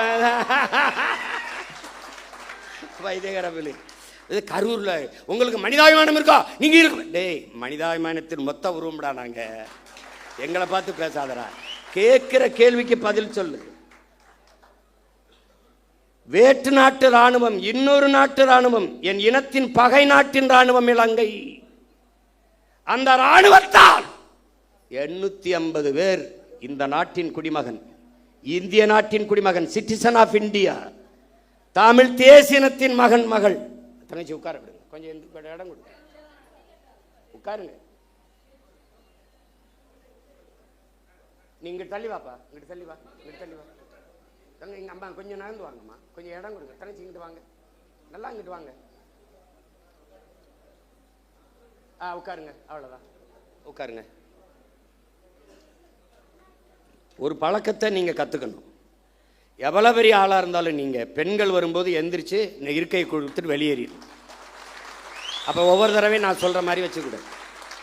இந்த கட்சிக்குன்னு நிறைய தகுதிகள் இருக்கு. பசினாலும் 10 நாள் கிடப்பேன், 11 நாள் 100 நாள் நடப்பேன். இங்க இருக்கணும். தன்னை முன்னிறுத்திக்கிறவன் இந்த கட்சிக்கு சரி வர மாட்டான். தான் பிறந்த மண்ணையும் இனத்தையும் எவன் முன்னிறுத்துறானோ அவன் தான் இந்த கட்சிக்கு தளபதியாக இருக்க முடியும். போட்டு ஒவ்வொரு தடவையும் அண்ணனை பாடம் நடத்த வைக்கக்கூடாது. புதுசாக நீங்கள் வந்திருக்கிறீங்க, தெரிஞ்சுக்கணும். யார் வந்தாலும் சரி, சின்ன குழந்தை வந்தாலும் பெண் பிள்ளைகள் வந்தால் நீ உட்கார்தாயின்னு எந்திரிச்சு நின்றுக்கணும். அவன் தான்டா சரியான ஆண்மகன். நீ உட்கார்ந்துக்கிட்டு தங்கச்சி அம்மாவை நிற்க வச்சுக்கிட்டு இருந்தீங்கன்னா நீ தற்கொலையில் பெரிய தற்கொலை ஆயிடுவா. பார்த்துக்க. பச்சை மட்டையை வேற ஆளுக்கு எடுக்க மாட்டேன், உனக்கு எடுத்து விட்டுருவேன். பார்த்துக்க. இப்போ 850 பேர் சுட்டுக் கொல்லப்பட்டிருக்கான். அவன் வாழ்வாதாரத்திற்காகத்தான் கடலுக்குள்ள மீன் பிடிக்க சென்றான். அவன் படகு பறிக்கப்பட்டிருக்கு, சிறைபிடிக்கப்பட்டிருக்கா, சித்தவதை செய்யப்பட்டிருக்கா, கொலை செய்யப்பட்டிருக்கா. இந்த செத்து பிணமா வந்தவன் வீட்டிற்கு எவ்வளவு பணம் உதவித்தொகையாக, ஊக்கத்தொகையாக வாழ்வாதாரத்திற்கு கொடுக்கப்பட்டது? யாராவது ஒருத்தன் சொல்லு. எந்த அரசாக இருந்தாலும் யாராவது ஒருத்தன் சொல்லு கொடுக்கப்பட்டிருக்கா? இல்லை. அவன் குடும்பத்துக்கு வேற்று நாட்டு இராணுவத்தால் சுட்டுக் கொல்லப்பட்ட தன் நாட்டு குடிகளில் எவனுக்காவது ஒருத்தனுக்கு அரசு வேலை அவன் குடும்பத்தில் கொடுக்கப்பட்டிருக்கா? இல்லை. அப்ப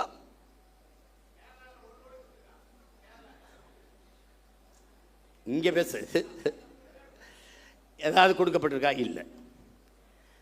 பெரும் வெள்ளத்தில் இதே தலைநகரில் பல குடும்பங்கள் செத்து மிதந்திருக்கு, பல பேர் உயிரற்று உடல் மிதந்து போயிருக்கு. அந்த குடும்பங்கள்லாம் இவ்வளவு ஒரு பேரிழப்பை சந்திரிச்சுக்காங்கன்னு அரசு பண்ணி கொடுக்கப்பட்டிருக்கா? இல்லை. எப்படிப்பட்ட ஆட்சி நகர்வு, எவ்வளவு கேவலமான ஆட்சி நகர். இந்த மண்ணை மக்களை பேரன்பு கொண்டு காதலிக்கிற எவனும் இந்த செயலை எதிர்ப்பான்டா. சீமான் அவன் தம்பி தங்கச்சிலடா, எவனும் நாட்டை நேசிக்கிற எவனும் எதிர்ப்பான், எவனும் எதிர்ப்பான். கள்ளச்சாராயம் குடிச்சு செத்தவனுக்கு எதுக்குடா 10 லட்சம் கொடுத்தீங்க? எது கொடுத்திய? காய்ச்சுவது குற்றம், குடிப்பது குற்றம். அதை அரசு 10 லட்சம் கொடுத்து ஊக்கப்படுத்துது என்றால் இது எப்படிப்பட்ட செயல்? திமுக ஆட்சியில் நடந்தது கள்ளக்குறிச்சியில். இன்றைய முதல்வர் அன்றைக்கு அங்கே சென்று பார்த்தார். இவரால் இடிபட்டு செத்தார்கள். அன்றைய முதல்வர் அன்று செத்தார், இன்றைய முதல்வர் திசைக்கே போல திரும்பிட்டார். எப்படி நகர்த்துற நீ? என் நாட்டை எதை நோக்கி நகர்த்தி கொண்டு போற நீ? எந்த மாதிரி ஆட்சி முறை நிர்வாகம் இது? எப்படி? புல்வாமா மாவட்டத்திலே பயங்கரவாதிகளால் தாக்குதல், ராணுவ வீரர்களும் செத்தார்கள், மக்களும் செத்தார்கள். செத்த ராணுவ வீரன் குடும்பத்துக்கு அரசு பண்ணி கொடுக்கப்பட்டிருக்கா? செய்தி வாய்ச்சியா? செத்து போன மக்களில் அந்த குடும்பத்தில் அவனுக்கு அதை அரசு பண்ணி கொடுத்துருக்கா? பாத்தியா? பார்த்திருக்க? பகல்காமில் செத்தானே, அவனுக்கு அதாவது அரசு பண்ணி இல்லை ஊக்கத்தொகை உதவித்தொகை கொடுக்கப்பட்டிருக்கா? நாட்டின் பாதுகாப்புக்கு சென்று இராணுவத்தில் சேர்ந்து பணியாற்றி செத்து உயிரற்ற உடலாக இந்த மண்ணுக்கு திரும்பி வந்தவன் வீட்டிற்கு எத்தனை லட்ச ரூபாய்களை இந்த அரசுகள் கொடுத்திருக்கு, ஊக்கத்தொகை அல்லது வாழ்நாள் உதவித்தொகை சொல்லு. அவன் குடும்பத்தில் ஒருவனுக்கு அரசு வேலை, ஏதாவது செய்தி சொல்லு சொல்லு. அரசு விழா அல்லது சுதந்திர தின விழா அல்லது ஒரு பெரிய அரசு நிகழ்வு, ஒரு பட்டமளிப்பு விழாதிலே ஒரு நெரிசலில் சிக்கிட்டாங்க, அந்த குடும்பங்கள் இழந்துருச்சு தெரியாம. அப்படி ஒரு விபத்து இல்லையே இது. நீங்கள் அன்று ஒரு நடிகர், மாண்புமிகு ஜோசப் விஜய் அவர்களே, இன்றைய முதல்வர்களே, அன்று நீங்கள் ஒரு நடிகர். உங்களை பார்க்க வந்தார்கள், நடிகரை பார்க்க வந்த நெரிசல். நீங்க வரலைன்னா கூட்டம் இல்லை, கூட்டம் இல்லை, நெரிசல் இல்லை. நெரிசல் இல்லை என்றால் அங்கே மரணம் இல்லை. அது ஒரு விபத்து. விபத்திற்கு காரணம் நீங்கள். நீங்க உண்மையிலேயே நீங்க தாய் முகாமிக்கு போறது, அப்புறம் தேவாலயத்தில் முட்டிக்கால் போட்டு நடந்தது, இதெல்லாம் உண்மையிலேயேன்னா சத்தியம்னா மனச்சான்ற தொட்டு சொல்லுங்க. காரணம் நீங்களா இல்லை. பழி போட்டார்கள்.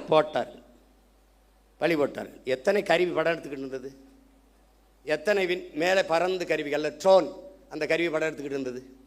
எல்லாரும் கீழே நின்னாங்க. மேலே நின்று பேசின ஆள் யாரு? நீங்க. டாப்பாங்கில் வீவிலே மேலே இருந்து கழுகு பார்வையில் மக்களை பார்த்து கொண்டிருந்த ஆள் யாரு? நீங்க. அப்ப எவன் அங்க ஒரு இடத்துல 10 பேர் புகுந்தா அந்த இடத்துல சலசலப்பு ஏற்படுமே, அப்ப நீங்க ஏன் நிறுத்தலை பேச்ச? அங்க என்னன்னு பாருங்க. நீ ஏன் சொல்லல? பாதி பேசிக்கு முங்குது காதுக்குள்ள வந்து இன்றைய பொதுப்பணித்துறை அமைச்சர் மாண்புமிகு ஆதவ அர்ஜுனா அவர்கள் உங்கள் காதுக்குள்ள வந்து சொன்னாரு. என்ன சொன்னார்? ஒரு தடவை எங்களுக்கு சொல்லுங்க. 3 முறை இந்திய புலனாய்வுத்துறை உங்களை வர சொல்லி விசாரிச்சிச்சுல்ல? அதுகிட்ட கேட்க முடியாது என்ன கேள்வி கேட்டா என்ன பதில் சொன்னாருன்னு. நீங்க சொல்லுங்க. என்ன கேள்வியை முன்வைத்தார்கள், நீங்கள் சொன்ன பதில் என்ன? எங்களுக்கு சொல்லுங்க. பழி போட்டார்கள். ஆமாம் போட்டார்கள். இப்ப அதிகாரம் யார்கிட்ட இருக்கு? உங்ககிட்ட. காவல்துறை யார்கிட்ட இருக்கு? உங்ககிட்ட. சிபிசிடி சிறப்பு விசாரணை பிரிவு உங்ககிட்ட. உளவுத்துறை யார்கிட்ட? உங்ககிட்ட. போடுங்க ஒரு விசாரணை குழுவை, கண்டுபிடிங்க இதான் நடந்தது. சொல்லுங்க. அதை விட்ட நீங்க 20 லட்சம் ரூபா கொடுத்தீங்க, இன்னும் கூட 20 லட்சம் கொடுங்க, வேணாம்னு சொன்னா எங்களை அப்புறம் பேசுங்க. நீங்க தான் உச்சத்தை விட்டு 200 கோடி விட்டு, அப்ப அவ்வளவு காசு வச்சிருக்க நீங்க இன்னொரு 20 கோடி 10 கோடி எடுத்து எல்லாருக்கும் ஆளுக்கு 1 கோடியை கொடுங்க. நாங்க கேட்கல, கொடுங்க.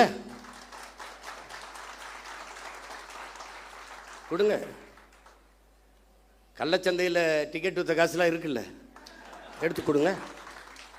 நாங்கள் வேணான்னு சொல்கிறோமா? வேலை கொடு. உங்களுடைய நிதித்துறை அமைச்சர் மரிய வில்சன் அவர்கள் பனிமலர் கல்லூரி வச்சிருக்கிற, அதில் வேலை போட்டு கொடு. நாங்கள் வாழ்த்துறோம். துரை நீ வாழ்த்து பேசுகிறா. நாங்கள் ஒரு எல்லாம் நம்ம பிள்ளைகளை மகளை எல்லோரும் வாழ்த்து பேசுங்க. நான் ஒரு பொதுக்கூட்டம் போட்டு வாழ்த்துறேன், கொடுக்க சொல்லு. பொதுப்பணித்துறை அமைச்சர் வந்து ஒன்று வச்சுருக்கிறாரு, அரைஸ்ன்ட்டு மைக்ரோ ஃபினான்ஸ், அதில் கொடு. வாய்ஸ் ஆஃப் காமனில் கொடு. நீங்கள் விஜய் வித்யாசரம்னு ஒரு பள்ளிக்கூடம் வச்சுருக்கீங்க, அதில் வீட்டுக்கு ஒரு வேலையை கொடு. நாங்கள் கேட்டால் சொல். நாங்கள் உங்கள் ஃபோட்டோவுக்கு கும்பிட்டு கூட நாங்கள் நன்றி சொல்கிறோம். ஒன்று போடுங்க. அரசு என்றால் என்ன? முதல்ல அரசு என்றால் என்ன? எதுக்காக அவர்களுக்கு அரசு வேலை கொடுக்குறீங்க? முதலமைச்சர் ஆகிட்டே கொடுக்குறீங்க. முதலமைச்சர் ஆகலை, ஒரு வேளை முதலமைச்சர் ஆகலை, என்ன பண்ணியிருப்பிய? அரசு வேலை கொடுத்துருப்பீல்ல? நீங்கள் சாட்சிகளை கலைக்கிறீர்கள். குற்றத்தில் நேரடியாக சம்பந்தப்பட்ட பாதிக்கப்பட்டவர்களை நீங்கள் விலை கொடுத்து வாங்குகிறீர்கள். நாளைக்கு என்ன விசாரணை நடக்கும்? நான் ஆட்சிக்கு வந்துட்டேன், விசாரிக்கும் போது இவனுக்கு பூரா நீ காசை கொடுத்து வேலை கொடுத்து நான் என்ன பண்ணுவேன்? அவர் மாதிரி உண்டா சாமி, அவரோ அப்படி சாமி. ஒரு நேர்மையாளனா நீங்க நடந்துக்கணும். நேர்மையாளனா கூடு, வேலை கொடு. நீதிபதியே சொல்றாங்க பாருங்க, மாண்புமிக்க நீதி என்ன சொல்லுதுன்னா, அவர்களுக்கு ஒரு சுய தொழிலை கொடுங்க. ஒரு கடை வச்சு கொடுங்க, 10 ஆடு மாடை வாங்கி கொடுங்க, ஒரு தையல் கடையை வச்சு கொடுங்க. அவர்களுக்கு என்ன தொழில் வருமோ அதுக்கு நீங்கள் தனிப்பட்ட முறையில் உங்கள் கட்சி நிதியிலையோ இதுலேயோ நீங்கள் கொடுங்க. உங்களை சுற்றி தான் பெரிய செல்வந்தர்களாக இருக்காங்களா, அவங்கள கையை காட்டி விடுங்க. விஷ்ணு ரெட்டி, இன்னும் பல ரெட்டி இருக்கான். யாருப்பா? சுஜித் ரெட்டியா, இதெல்லாம் சுஜாய் ரெட்டி, அவங்கெல்லாம் தமிழ்நாட்டுக்கு சேவை செய்ய ரொம்ப வெங்கடாசலத்திட்ட வேண்டி வந்தவங்க தெரியுமா தெரியாதா? தெரியுமா தெரியாதா? பல காலம் தவம் இருந்து வேண்டி ஆந்திராவிலிருந்து தமிழ்நாட்டை எப்படியாவது நாங்கள் நல்லது பண்ணி தீர்வு.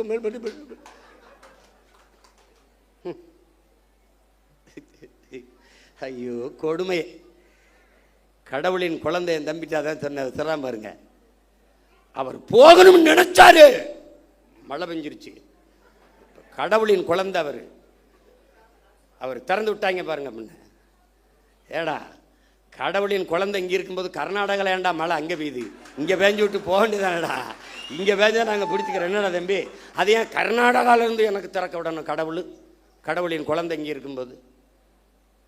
வைத்தியக்காரங்களா, அது உடனே வழக்கை போட்டு நிறுத்தி விட்டார் அப்படின்னு. வழக்கை நான் போட்டு நீ வா அப்போ அங்கே உச்சநீதிமன்றத்தில் போடு, நான் வரேன். கேட்கறதுக்கு பதில் தான் சொல்லணும். உடனே உங்களுக்கு மனச்சான்று இருக்கா? உனக்கு மனச்சான்று இருக்கா? உன்னால் காவல் நிலைய மரணம், இவனோட தம்பி உன்னை குறைச்சி சொல்கிறேன், 60 நாள் 5 மரணம் காவல் நிலையத்தில் கார்த்தி சொல்கிறான், 5 மரணம். அந்த மரணத்திற்கு உங்களால் அடித்து கொல்லப்பட்டவனுக்கு அது அரசு வேலை கொடுத்துருக்கீங்களா? என்ன நீ என்ன பண்ணிக்கிட்டு இருக்கீங்க? என்ன வேலை நடக்குது இதெல்லாம்? அப்போ அரசு பணி என்பதற்கு மதிப்பு எவ்வளவு? இவ்வளோதானா? இவ்வளோதான். குடிச்சு செத்தா அரசு வேலை, நடிக்கிறவரை பார்க்க வந்து செத்தா அரசு வேலை, அப்போ படித்தா தெருவில் நின்று கத்த வேண்டியதான் வேலை, இதானா? அப்போ தமிழ்நாடு தேர்வாணையத்தில் தேர்வு எழுதி தேர்ச்சி பெற்று வேலைக்காக பல லட்சம் பேர் காத்திருக்கானே, அவன் யாரு? ஆசிரியர் தேர்ச்சி பெற்று தேர்வில் தேர்ச்சி பெற்று பணி நியமனத்திற்காக காத்திருக்கானே, அவனுக்கு என்ன நிலைமை? பகுதி நேர ஆசிரியன் பணி நிரந்தரத்திற்காக காத்திருக்கானே, அவனுக்கு என்ன நிலைமை? 400 பேர் பொறியியல் படித்த பட்டதாரி வாயில் காவலர் வேலைக்கு விண்ணப்பிச்சு நிற்கிறானே, அவன் நிலைமை? எம்எஸ்சி எம்பிஏ படிச்சுட்டு டாஸ்மார்க்கில் வெறும் 7,500 ரூபாய்க்கு சாராயம் ஊற்றி கொடுக்குறானே, அவன் நிலைமை? அப்போ அரசுக்கு மரியாதை என்ன? அரசுனா என்ன? அதுக்கு என்ன மரியாதை இருக்கு? அப்போ தென் எந்த லெவலுக்கும் போ, எனக்கு ஓட்டு போடு போடாது போ. ஒருத்தங்க கேட்குறேன், கரூர் எப்படி நீ ஓட்டு கேட்டு வருவ? இப்படி தான்டா வருவேன், இப்படி தான் வருவேன். இல்லை இதுக்கு முன்னாடி இன்னும் போட்டு பிடிங்கிட்டியா 2-3? போடாடே போட. ஏன் போட்டோம்னு தெரியாது, எதுக்கு போட்டோம்னு தெரியாது. இந்த திராவிட கட்சிகளின் தீமை இப்படி விளைஞ்சு நிற்குது. அரசியலை கற்பிக்கலை, அரசியல்னா என்னன்னு தெரியல, படிப்பிக்கலை. எந்த மாநிலத்தில் சினிமா இல்லை, எந்த மாநிலத்தில் திரைப்படம் இல்லை? கேரளாவில் இல்லையா? மேற்கு வங்கத்தில் இல்லையா? இல்லை எங்கே இல்லை? மகாராஷ்டிரா இல்லையா? இன்னும் சல்மான் கான் ஷாருக் கானை விட நடிகன், மம்முட்டி மோகன்லாலை விட நடிகன். அவன் நடிகனை பார்ப்பான், தலைவனை பார்ப்பான். பிரேம் நசீர் பெரிய நட்சத்திரம்டா, 500 படம் நடித்தவர்றா. ஆசியாலே 500 படம் நடித்த கலைஞன் அவன். காங்கிரஸ் கட்சியில் இருக்கார், மேடையில் பேசிட்டு இருக்காரு. ஒருத்தன் எந்திரிச்சு கட்டப்படி குடிச்சிட்டு உட்கார சொல்ல பண்ண. ஒருத்தர் இருந்து ஹே அவர் எவ்வளோ பெரிய நடிகர் தெரியுமா? அதான் சொல்கிறேன், அதனால தான் சொல்கிறேன், அவரை உட்கார சொல்ல, அவரை பேச சொல்லுன்ட்டான். இங்கே என்ன வேலை புரியுதா அவனுக்கு? அவர் பெரிய நடி, அதனால தான் சொல்கிறேன், அவரை இருக்க சொல்லி இவரை பேச சொல்லுன்ட்டான். இவங்க எங்கே ஆரம்பித்தாங்க தெரியுமில்ல? பள்ளி கல்லூரிகளில் அரசியல் பேசக்கூடாதுன்னு தடையை போட்டவன் சினிமாவை பேசக்கூடாதுன்னு தடையை போடல. இறை வழிபாட்டை விமர்சித்த இவர்கள் திரை வழிபாட்டை போற்றிவிட்டார்கள். கடவுளை விமர்சித்த இவர்கள் கதாநாயக வழிபாட்டை போற்றிவிட்டார்கள். அதான் சிக்கல். இப்போ வந்தே மனோலாம் முதல் படத்தில் நடிக்கும் போது நாடால வந்த மகராசா பாட்டு போடுறான். இப்போ அடுத்து ஒவ்வொருத்தனா கிளம்பி வருவான்ல. இப்போ தான் நம்ம ஐயனார் அருவா, கற்பனை சாமி அருவாலாம் நமக்கு தேவைப்படுது.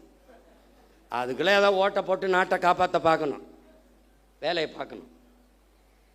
நம்ம ஒரு உயர்ந்த கனவை கொண்டு நிற்கிறோம் என் உடன் பிறந்தார்களே. இந்த கட்சி சும்மா மற்ற கட்சி மாதிரி கட்சியில் வருவான் போவான் நிற்பான், எதிர்பார்ப்பு ஒன்று இருக்கும், வருவான், அது நிறைவேறலைன்னா போவான். இங்கே ஒன்றை கவனிச்சுக்க, நீ ஒன்று விழுந்தால் 9 எழுவும். இது உணர்ச்சி பாவலருடைய கருத்து.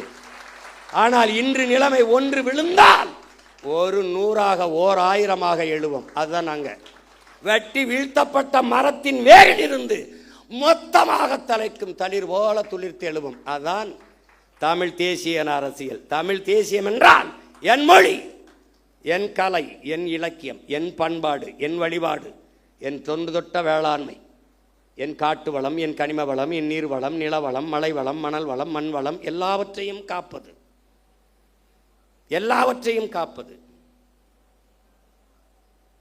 பெண்களுக்கான சம உரிமை, சம வாய்ப்பு, தொழில் வளர்ச்சி, பொருளாதார மேம்பாடு, இது எல்லாத்திற்கும் ஒரு அரசியல் இருக்கு.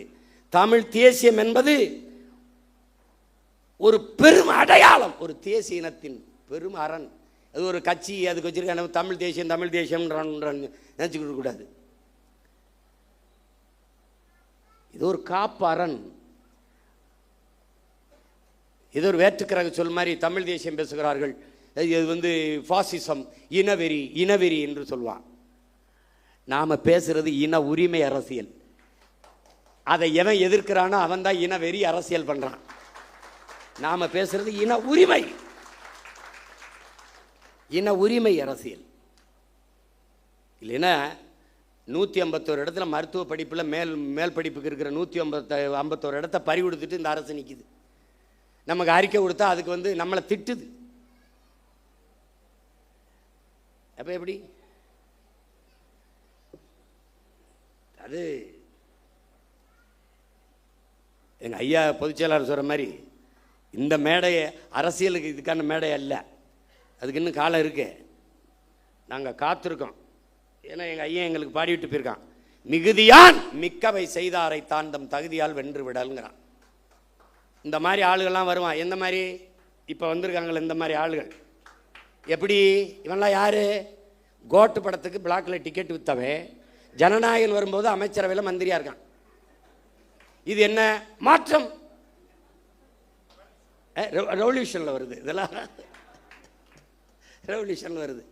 இவங்க வரும்போதெல்லாம் அரசியல் புரட்சின்னு வருவான், பொலிட்டிக்கல் ரெவல்யூஷன் வருவான், அப்புறம் பொலிட்டிக்கல் பிஸ்னஸ் ஆயிரும், பொலிட்டிக்கல் சர்வீஸ்னு வருவான், பொலிட்டிக்கல் பிஸ்னஸ் ஆயிரும். இப்போ பூரா பொலிட்டிக்கல் பிஸ்னஸ் தான். இவன் சொல்லிக்கிட்டு இருக்கான் ஊழல் இல்லை ஊழல் இல்லைன்னு எல்லாரும் போயிட்டு இருக்கிறாங்க. ஊழல் இல்லை, லஞ்சம் இல்லை, அரசு அலுவலகங்களுக்கு போங்கள். அரசு அலுவலகங்களுக்கு ஒரு தலைவன் லஞ்சம் கேட்டால், மக்கள்கிட்ட லஞ்சம் கேட்டால் அந்த அதிகாரி உடனடியாக சஸ்பெண்ட் பண்ண மாட்டேன், ஸ்பாட் டிஸ்மிஸ் பண்ணுவேன்னு சொல்ல முடியல. பணி இட நீக்கம் அல்ல, நிரந்தர பணி நீக்கம் சொல்ல முடியல. மக்களை நீங்கள் கொடுக்காதீர்கள், அவன் கொடுக்கலாம், அடுத்த கொடுத்து வேலையை சாதிச்சுட்டு போயிடுவான். வாங்கக்கூடாது அப்படின்னு சொல்ல முடியல. கொடுக்காதீங்க, உங்க மகன் உங்க மகன் அவன் சொல்லுவான், எனக்கு அவர் தான் மகன், நீ கொடுத்தா தான் எழுத்து போடுவேன். யாரு? ஐயோ கொடுமையே, என்ன செய்யணும்னு தெரியல. பெக்டல்னு ஒரு நிறுவனம், அவன் பொலிவியாவில் கொச்சப்பம்பான்னு ஒரு நதியில் உங்களுக்கு தெரியாது, படிக்கணும். நீர் எழுத்துங்கிற புத்தகத்தை எல்லாம் என் பிள்ளைகள்லாம் படிக்கணும். ஐயா நக்கீரன் எழுதுனது முதல்ல எழுதியிருப்பார், முதல் பக்கத்திலே வருது. அது ரொம்பலாம் உள்ள போக வேண்டியதில்லை. அவன் உலக வங்கியில் 250 கோடி கடனை வாங்குறான் பொலிவியா. அந்த கடனுக்கு ஈடாக அந்த கொச்சப்பம்பா நதி எந்தவன்ட்ட கொடுன்னு ஒரு முதலாளியை கை காட்டுறான். அவன் தான் பெக்டல் நிறுவனம். அவன் பிரான்ஸ்காரன். அந்த நிறுவனத்துக்கு ஒப்பந்தம் கொடுத்தோன்னே நதியை வச்சுக்கிட்டு அவன் என்ன பண்ணுவான், சரியும் கொடுத்துட்றாங்க. தண்ணி எடுக்காதன்றான், குடிக்க எடுக்காத, விவசாயத்துக்கு எடுக்காத, குளிக்க எடுக்காத, நான் தான் தண்ணி தருவேன்ட்டான். அப்புறமா போராட்டம் வெடிக்குது. ஐயோ பிரச்சனைன்னு அரசு கையெழுத்து போட்டு கொடுத்துருச்சா, ஒன்றும் செய்ய முடியல, முழிக்குது. அப்போ வங்கியில் பணி செஞ்ச ஒருத்தன் பதவியை விலகிட்டு பதவி தலைமை மக்களை திரட்டி போராட ஆரம்பிக்கிறான். பல பேரை சுட்டு கொண்டு தூத்துக்குடி துப்பாக்கி சூடு மாதிரி பெரிய கலவரமான பிறகு அடித்து விரட்டுறாங்க. அங்கேருந்து தப்பிச்சு ஓடி வரான். யார்? இந்த பெக்டல். ஓடி வந்து கடைசியாக எங்கே இறங்கிடுறான்? தமிழ்நாட்டில் கோயம்புத்தூர் பஸ் ஸ்டாண்டில் இறங்கிடுறான். அங்கே என்ன பண்ணுறான்? அவன் பேர் என்னப்பா? சூயஸ். மார்வேடத்தில் இவர் போகிறாருல, அது மாதிரி அவன் ஒரு மார்வேடத்தில் சூயஸ்ன்னு இறங்கிடுறான். அதுக்கு 3150 கோடிக்கு ஒப்பந்தம் கொடுத்து, யாருக்கு? பிரான்ஸ்காரன் சூயஸ் நிறுவனம் தமிழ்நாட்டு மக்களுக்கு தண்ணி கொடுக்கறதுக்கு இந்த அரசுக்கு 3150 கோடி கொடுத்துட்டு, நான் உங்கள் மக்களுக்கு தண்ணி கொடுக்குறேன். எங்கேருந்து? பவானியிலிருந்து. ஏன் நதியிலிருந்து தண்ணி எடுத்து என் மக்களுக்கு கொடுக்க அவன் எனக்கு காசு கொடுத்துட்டு எப்படி? அதை நம்ம போராடி நிறுத்தி வச்சுருந்தோம். அப்போவே கேள்வி கேட்டு சண்டை போட்டேன் நான். அதை பெருமையாக பேசுனது அம்மையார் ஜெயலலிதா, பெருமையாக பேசுனது அன்னைக்கு இருக்கிற அமைச்சர் ஐயா எஸ்பி வேலுமணி அவர்கள். நாம் கேள்வி கேட்டோம். அதை விட்டுட்டு தவிச்ச வாய்க்கு தன் சொந்த மக்களுக்கு தன் தண்ணி எடுத்து கொடுக்குறத தவிர உங்கள் அரசுக்கு என்ன வேலைன்னு, இதுக்கு எதுக்கு இந்த பிரான்ஸ் கம்பெனிக்காரன் சூயஸ்? பதில் இல்லை. இப்போ இவர் சேலம் மாவட்டத்துக்கு, சேலம் மாநகராட்சிக்கு தண்ணி கொடுக்க 1200 கோடி பேசி 350 கோடி முன்பணம் வாங்கிட்டு சூயஸுக்கு கையெழுத்து போட்டு கொடுத்துட்டாங்க. இப்போ சேலம் மாநகராட்சிக்கு வேலை என்ன? அதை விட உங்களுக்கு என்ன வேலை? ரீல்ஸு. சொந்த மக்களுக்கு தவிச்ச வாய்க்கு தண்ணி கொடுக்கறத தவிர உங்களுக்கு என்ன வேலை? இதுக்கு வெளிநாட்டுக்கு நிறுவனம் ஒருத்தன் வரணும்னா உன் வேலை என்ன? அதுபோல் இங்கே இன்னொரு கவனிக்கிறது, கடல் நீரை குடிநீராக்கி கொடுக்க போகிறோம். ஒரு மடக்கு குடிக்கிறாப்ல, அது ஒரு ரீல். 50,000 கோடி. இந்த சுத்திகரிப்பு முறை அமெரிக்காவில் இருக்குது. காப்பிரைட்ஸ் அவனுடைய உரிமை, அவன் காப்பீட்டு உரிமை அவன்கிட்ட இருக்குது. பேட்டன் ரைட்டாக அவன்கிட்ட இருக்குது. ரிவர்ஸ் ஓஸ்மாசிஸ் முறையில் அதை சுத்திகரிக்கணும். நீ குடிக்கிற ஒவ்வொரு மடக்கும் அவனுக்கு காசு கட்டுற, இதை குடிக்கிறாரு. இப்போ 50,000 கோடிக்கு இந்த கடல் நீரை சுத்திகரித்து எங்களுக்கு கொடுக்க போறீங்களா? ஏற்கனவே அப்போலோ அக்வஃபனா கின்லே அவன் விற்றுக்கிட்டு இருக்கான், அவன் எங்களுக்கு தண்ணி கொடுக்க போகிறானா? இந்த சூயஸ் கொடுக்க போகிறானா? இது போக சல்ஜீவன் அவன் தண்ணி கொடுக்க போகிறானா? யாரா நீங்கள்லாம்? யார் நீங்கள்லாம்? யார்? ஜல்ஜீவன் யார்? ஜெகஜீவன் ராம் கேள்விப்பட்டிருக்கோம். அந்த ஜல்ஜீவன் 2 ஆண்டுகளாக நிறுத்தி வைக்கப்பட்ட ஜல்ஜீவன் திட்டத்தை நாம் இப்போது நிறைவேற்றியிருக்கிறோம். அதான் கேட்குறேன், ஜல்ஜீவன்னா யார்? எதுக்கு ஜல்ஜீவன்? இந்திய ஒன்றிய அரசு கொண்டு வருகிற இந்த குடிநீர் கொடுக்குற திட்டம். எங்கிருந்து தண்ணி? டெல்லியிலிருந்தே வருமா? எங்கிருந்து எடுப்பான்? ஜல்ஜீவனை எங்கிருந்து எடுப்பான்? என் மண்ணிலிருந்து. என் மண்ணிலிருந்து என் மக்களுக்கு தண்ணி எடுத்து கொடுக்கறத தவிர உனக்கு என்ன வேலை? என்ன வேலை? இவன் குழாயை பதிச்சு தண்ணி கொடுப்பான், ஜல்ஜீவன். தமிழ்நாட்டு மக்களுக்கு தவிச்ச வாய்க்கு தாகத்துக்கு தண்ணி கொடுக்க வேண்டும் என்கிற தாகத்தோடு இருக்கிற இந்திய ஒன்றிய அரசு அதே தமிழ்நாட்டு மக்களுக்கு நதியில் இருக்கிற நியாயமான உரிய நதி நீரை பெற்றுத்தர முன்வராதது ஏன் என்ற கேள்வியை நீங்க எழுப்பல. காவிரியில தண்ணியை கொடுத்தாலே 13 மாவட்டம் கூட்டு குடிநீர் திட்டத்தில் நாங்கள் தண்ணி குடிச்சுக்கிட்டு இருக்கோம். எங்களுக்கு பாதி மாவட்டத்துக்கு தண்ணி போய், அங்கே அவனுக்கு பவானி இருக்குது, இங்கே தாமிரபரணி இருக்குது. காவிரி கூட்டு குடிநீர் திட்டத்தில் பாதி மாவட்டத்துக்கு முடிஞ்சிடும். நீ அதை பெற்று தர ஏன் இந்த இந்தியாவை ஆளுகிற காங்கிரஸோ பாரதிய ஜனதாவோ வரவில்லை என்ற கேள்வி ஏன் நீங்கள் எழுப்பல? இந்த ஜல்ஜீவன் திட்டம் இப்போ போடுவேன், குழாயை போடுவான், எவ்வளோ நாளைக்கு கொடுப்பான்? எவ்வளோ நாளைக்கு? 6 மாதம், ஓராண்டு. அது குடிக்கிற தரத்தில் இருக்குமா? அந்த திறனில் இருக்குமா? அதுக்கு சான்றிதழ் யார் தருவா? குடிக்கணும். கொஞ்ச நாள் கழிச்சு காசு இல்லை, அப்போ என்ன பண்ணலாம்? தனியாருக்கு டெண்டர், ஒப்பந்தம். எப்படி? வியாபார விரிவாக்கத்திற்கு ஒவ்வொரு திட்டத்தையும் கொண்டு வந்து நீட்டுகிறார்கள், கையெழுத்து போடுற. ஐஆர்எல் என்ன எதுக்கு நீ நாகர்கோயிலில் இது பண்ணுற? நாகர்கோயிலில் எதுக்கு அதை திறக்கிற? கன்னியாகுமரியில் போராடி தடுத்து வைத்ததை கையெழுத்து போட்டு திறக்க விடுறாங்க. இப்போ மறுபடியும் நான் போகணும். கேரள முதல்வர் கடிதம் எழுதுகிறார், எங்களுக்கு கட்டுமான பணிகள் பாதிக்கப்படுகிறது, தடையின்றி மணலை அனுப்ப உதவுங்கள் என்று. எவ்வளவு எப்படி? ஏன்? மானங்கட்ட கூட்டமடா நம்ம. கேரளாவில் மழை இருக்குல்ல, அவருக்கு மணல் தேவை இருக்குல்ல, கற்கள் தேவை இருக்குல்ல, வெட்டிக்க. அதுவும் ஆத்தா மாறுனா இது என் ஆத்தா மாறல, என் தாயின் முளை இல்லையா அது? இது எப்படி நீ ஏற்பற? இப்ப தெரியுதா எதுக்கு சீமானு நாம் தமிழர் கட்சியின் தேவைன்னு? அங்க ஒரு மகன் இந்த மண்ணை, அது மலை அல்ல, என் தாயின் மாறென்று நேசிக்கிற ஒரு மகன் குடித்த மாறை அறுக்கிற பச்சை துரோகிகளடா இவங்க. பால் ஊட்டின தாயின் மாறை அறுக்கிற பச்சை துரோகிகள். எதையும் நம்மால் உருவாக்கி விட முடியும். மரங்களை வெட்டலாம், நட்டலாம், நீரை உறிஞ்சி வித்தால் சேர்க்கலாம், உலகஞ்சம் ஒழிச்சலாம். அந்த மாதிரி வெற்று வார்த்தை இல்லை, உண்மையிலே ஒழிக்கலாம். சிறந்த ஆட்சி கொடுத்துடலாம், வேலை இல்லை கொடுத்துடலாம், பசி ஒழிச்சிடலாம், எல்லாவற்றையும் சரி செய்ய முடியும். ஆனால் என் உடன் பிறந்தவனே, மலையை மணலை நம்மால் உருவாக்க முடியாது. இயற்கையின் அருங்கொடை. எல்லாத்தையும் ஆய்வு செய்கிற முதல்வர் இந்த பள்ளிக்கரணை ஏரிக்குள்ளே இறங்கி நடக்கலாமே, அந்த குப்பைமேட்டில் ஏறி நின்று அப்படி பார்க்கலாமே இல்லை? பட்டு வெட்டி பட்டு சட்டை கட்டி அதுக்கு ஒவ்வொரு நாளைக்கு ஒரு உடை வச்சிருக்காப்புல. அந்த காஸ்டியூம் டிசைனரை தான் தேடிக்கிட்டு இருக்கேன் நான். எப்படி இருப்பாரு? இந்த கொடுமையெல்லாம் பார்க்கறதுக்கு படமாக இருந்தே பதறாப்புல காமராஜ் படமாக இருக்கும்போதே பதறாப்புல. ஐயோ, அதில் இந்த ஓமந்தூரார் குமாரசாமி எல்லாம் ஐயா அப்படின்னு. ஏ நமக்கு ஒன்று தான் இருக்குது. நீ எதை பற்றியும் கவலைப்படாத. களமும் காலமும் நம்ம கையில் தான் இருக்குது.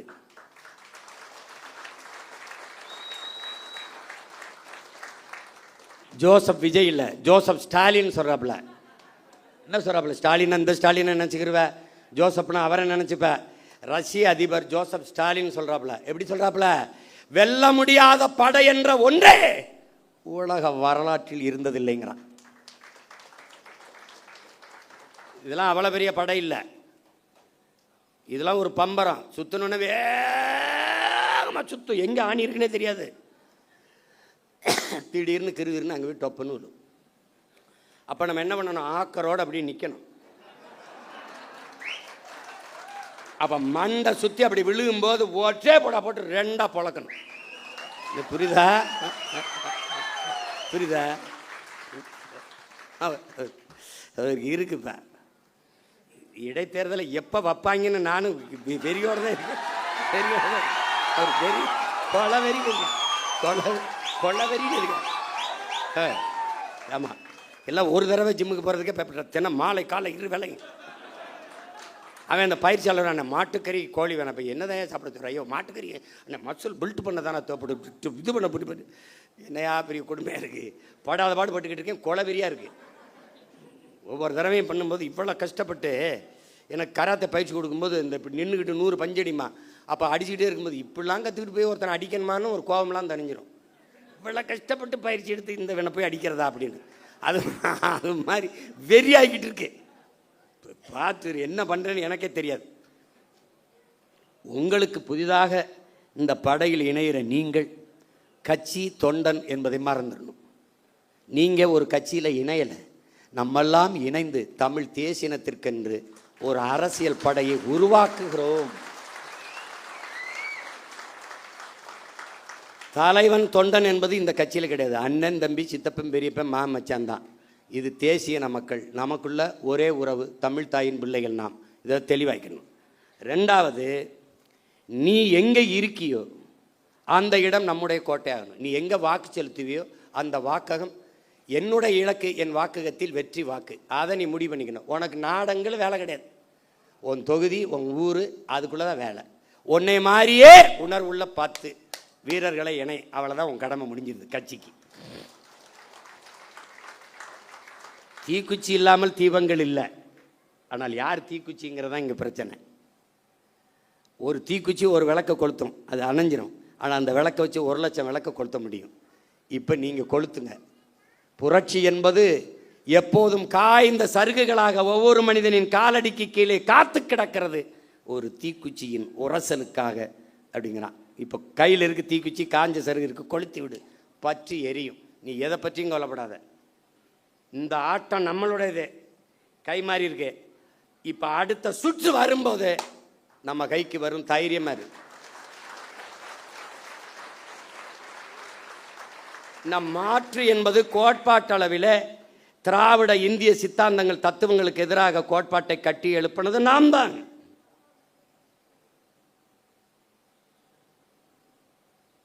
அது விளைந்த அறுவடைக்கு வருகிற போது வேற ஒரு கையில் பலன் போயிடுச்சு.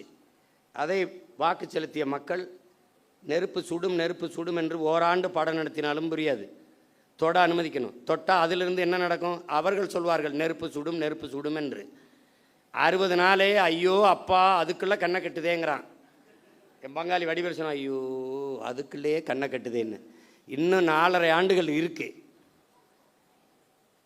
இதுக்கு ஒரே மருந்து தான் என் உடன் பிறந்தவனே, பொறுமை. பொறுமை என்பதும் ஒரு வித போர்தான் என்கிறான் மாசேத்து. பொறுமை என்கிற மரத்தின் வேர் எப்போதும் கசப்பாக இருக்கும், அதன் கனி தித்திப்பாக இருக்கும் என்கிறார் நம் உயிர் தலைவன் மேதகுவே பிரபாகரன் அவர்கள். நீங்கள் சத்தியத்தின் பக்கம் நில்லுங்கள். எனக்கு என் தலைவன் சொன்னதை நான் உங்களுக்கு சொல்கிறேன். நாம் தோற்கலாம், நாம் சாகலாம், சாதாரணமானவர்கள்.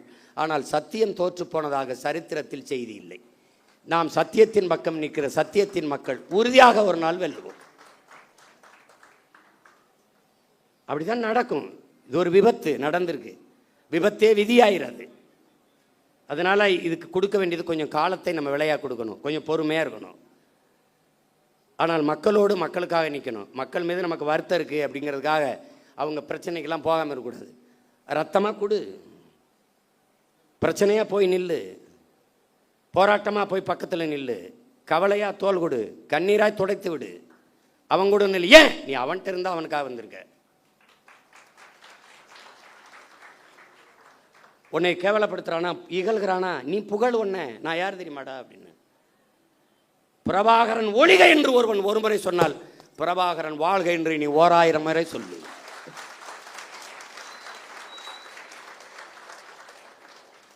நீ சொல்லு. நம்ம வந்த பிறகுதான் இன்னைக்கு பொதுக்கூட்டத்தை எப்படி நடத்தினோம்னே மற்ற கட்சிகள் கற்றுக்கிட்டு செய்யுது. பார்க்குறீல்ல, எந்த கட்சி வந்தாலும் நாம் தமிழர் கட்சியை கொடையில் பாராட்டுவதற்கு காரணம், நாம் ஒரு முடிவெடுத்தோம். சாதிக்கு ரத்த வெறி உண்டு, ரத்தத்திற்கு சாதி வெறி கிடையாது.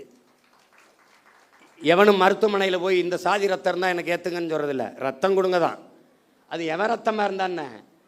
அதனால தான் நாம் ரத்தம் சிந்தி நம் இன விடுதலைக்கு போராடியதாலேயே ரத்தத்தை கொடையாக கொடுத்தோம், உறுப்புகளை கொடையாக கொடுக்குற வழக்கத்தை தொடர்ந்து செய்து வருகிறோம். எத்தனை ஆயிரக்கணக்கான மரக்கண்டுகளை இந்த மண்ணில் நட்டு வளர்த்துருக்கிறோம். இதெல்லாம் நாம் பெருமை பேசுவதற்கல்ல, பிறவி கடமை. அதனால் நாம் செய்கிறோம். அதை புரிந்துக்கணும். இந்த படையில் இணைக்கும் போது நீ ஒரு பகத்சிங், இளைய புரட்சியாளன் பகத்சிங் அவனை உருவகப்படுத்திக்க. நீ திலீபனை போல ஒரு வீர போராளியை போல உன்னை நீ உருவகப்படுத்திக்க. சாதாரணமாக நின்று வாழ்க ஒழிக கோஷம் போடுறது இங்கே பழக்கம் இல்லை. வாழ்க தமிழ் தாய், வாழ்க தலைவர் பிரபாகரன், இப்படிதான் நீ பேசி கற்றுக்கணும். மற்ற கட்சிகள் மாதிரி நாம் தமிழர் நாம் தமிழர் டிவிக்கிற வேலையெல்லாம் நீ நிறுத்திடணும். இங்கே அந்த வேலை கிடையாது, புரியுதா? அதெல்லாம் கிடையவே கிடையாது. வாழ்கவென்றால் தமிழ் தாய் வாழ்க, தலைவர் பிரபாகரன் வாழ்க. முழக்கம்னா அப்படி தான் போடணும். இங்கே இராணுவ கட்டுப்பாடு இருக்கணும், ஒழுங்கு இருக்கணும். அண்ணன் வரும்போது முன்னாடி நின்றுக்கிட்டு கையில் வண்டியில் போயிட்டு இப்படி கை காட்டுறது போக்குவரத்து காவலர் வேலை உனக்கு கொடுக்கப்படல. நீ பேசாமல் போகணும். நான் பாட்டுக்கு வருவேன். நீ எழுதி வை, அண்ணன் முதலமைச்சர் ஆகிட்டா ஒரு வண்டி ஓடாது, என் வண்டியில் தான் வருவேன். நான் பாட்டுக்கு வருவேன், நிறுத்தத்தில் நிற்பேன், போவேன். இந்த மாதிரி கான்வாய் வருது, புரோட்டோக்கால், ஆட்டுக்கால், பாயாலாம் கிடையாது. போய நீ போய, நான் வருவேன். போய எனக்கே பாதுகாப்பு இல்லை, நாட்டுக்கு என்ன பாதுகாப்பு? நான் தான் என் நாட்டுக்கே பாதுகாப்பு. போய அவர் அங்கேருந்து கிளம்புறதுக்கு ஒரு 2-3 மணி நேரத்துக்கு முன்னாடி சாலையில் எங்களை நிறுத்திடுறாங்க, குறுக்க கயிறை கட்டி. அண்ணன் வந்தோன்னே இந்த போலீஸ்லாம் பார்த்துக்கிட்டு திரும்பிக்கிறது, எதாவது கேட்பாரோன்ட்டு.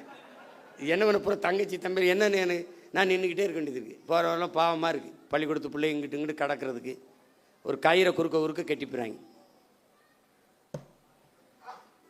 இதை இவங்களை ஒழிக்கணும்டா, இவங்களை தொலைக்கணும். கொடுமையாக இருக்கு. இந்த 3ஆம் தேதி ஒரு ரீல் போடலாம்னு இருந்தாப்புல, அதுக்குள்ளே அவன் சிவகுமார் வந்தால் கலவரம் வந்தால் நான் பொறுப்பு இல்லைன்ட்டாப்புல. அதை மழை பெஞ்சிருச்சே, திறந்து விட்டாப்புல, பொறுக்கலை. இவங்க நாடகம் ஜெயிக்க முடியலன்னு பெஞ்சு விட்டாப்புல. அதனால் இது முதல் சந்திப்பு தான். நம்ம இன்னும் நிறைய சந்திச்சு பேசுவோம். பல ஊர்களிலிருந்து உணர்வு எழுச்சியோடு வந்திருக்கிறீங்க. நம்ம தேர்தலில் தான் தோற்றுக்கிறோம். அவர்கள் சொல்கிறபடி வெற்றி தோல்வி அதில் அவர் அதிகப்படியாக வாக்கு வாங்கியிருக்கிறார்கள். அதை மக்களின் நம்பிக்கைன்னு கூட வச்சுக்கலாம். நமக்கு நம்பிக்கை நம்ம மீது குறைவாக இருக்குது, அது அவ்வளோதான். இந்த தடவை நம்பிக்கை இல்லாத அடுத்த தடவை இந்த பிள்ளைகளுக்கு வாய்ப்பு கொடுக்கலாமுங்கிற எண்ணம் வர நம்மளால் வைக்க முடியும். நம்பிக்கையோடு களத்தில் நில்லுங்கள். ஒன்று தான் உங்கள் அண்ணன் உங்களுக்கு சொல்லுவேன், நீங்கள் இந்த மண்ணுக்கும் மக்களுக்கும் இந்த மொழிக்கும் இனத்திற்கும் உண்மையாக இருங்கள். நான் உங்களுக்கு உயிராக இருப்பேன் என்கிற உறுதியை உங்கள் அண்ணன் தருகிறேன். நாம் தமிழர் பிள்ளை என்பவன் தனியாக இருக்கணும், அவனுக்கு தனியாக தெரியணும், தனித்துவம் இருக்கணும். அவன் ஏற்றுக்கொண்டிருக்க தலைவன் பிரபாகரன் பெயரை உச்சரிக்க தகுதி வச்சிருக்கணும், ஒழுக்கமாக இருக்கணும், அதை கடைப்பிடிக்கணும். அதுதான் இந்த கட்சிக்கு போக போக உங்களுக்கு எல்லாமே உங்களுக்கு தெரிய வந்துடும். பிள்ளைகள் எல்லாம், இளம் பிள்ளைகள் எல்லாம் ரொம்ப நேரம் கால் கெடுக்க தங்கச்சியெல்லாம் நிற்கிறாங்க. நம்ம நிறைய பேசலாம், நிறைய இன்னும் காலங்கள் இருக்கிறது. நீங்கள் பெருமைக்குரியவர்கள், பெருமை மிக்கவர்கள், பெருமை மிக்க ஒரு பேரினத்தின் பிள்ளைகள். நாம் இன்று வீழ்த்தப்பட்டிருக்கிறோம். நாம் வென்றே தீர வேண்டும். இது வரலாற்றின் காலத்தின் தேவை, வரலாற்றின் பெருங்கடமை என்பதை உணர்ந்து இந்த அரசியல் புரட்சி படையில் உங்களை நீங்கள் இணைத்து கொண்டிருப்பதில் நான் பெரிதும் மகிழ்கிறேன். நீங்கள் என் முன்னாடி இவ்வளவு எழுச்சியோடு அமர்ந்திருப்பது எனக்கு பெரும் நம்பிக்கையும் உற்சாகத்தையும் தருகிறது. உங்கள் அனைவருக்கும் புரட்சிகரமான வாழ்த்துக்களும் வணக்கமும். புரட்சி எப்போதும் வெல்லும், நம் வெற்றி அதை சொல்லும். நம் இலக்கு ஒன்றுதான், இனத்தின் விடுதலை. இனம் ஒன்றாவோம், இலக்கை வென்றாவோம். தமிழ் தாய் வாழ்க, தலைவர் பிரபாகரன் வாழ்க, நாம் தமிழர். உறவுகளே, இணையும் உறவுகள், அண்ணனோடு இணையும் நேரம் இது. முதல்ல பெண்களும் குழந்தைகளும் வரட்டும். எல்லாரும்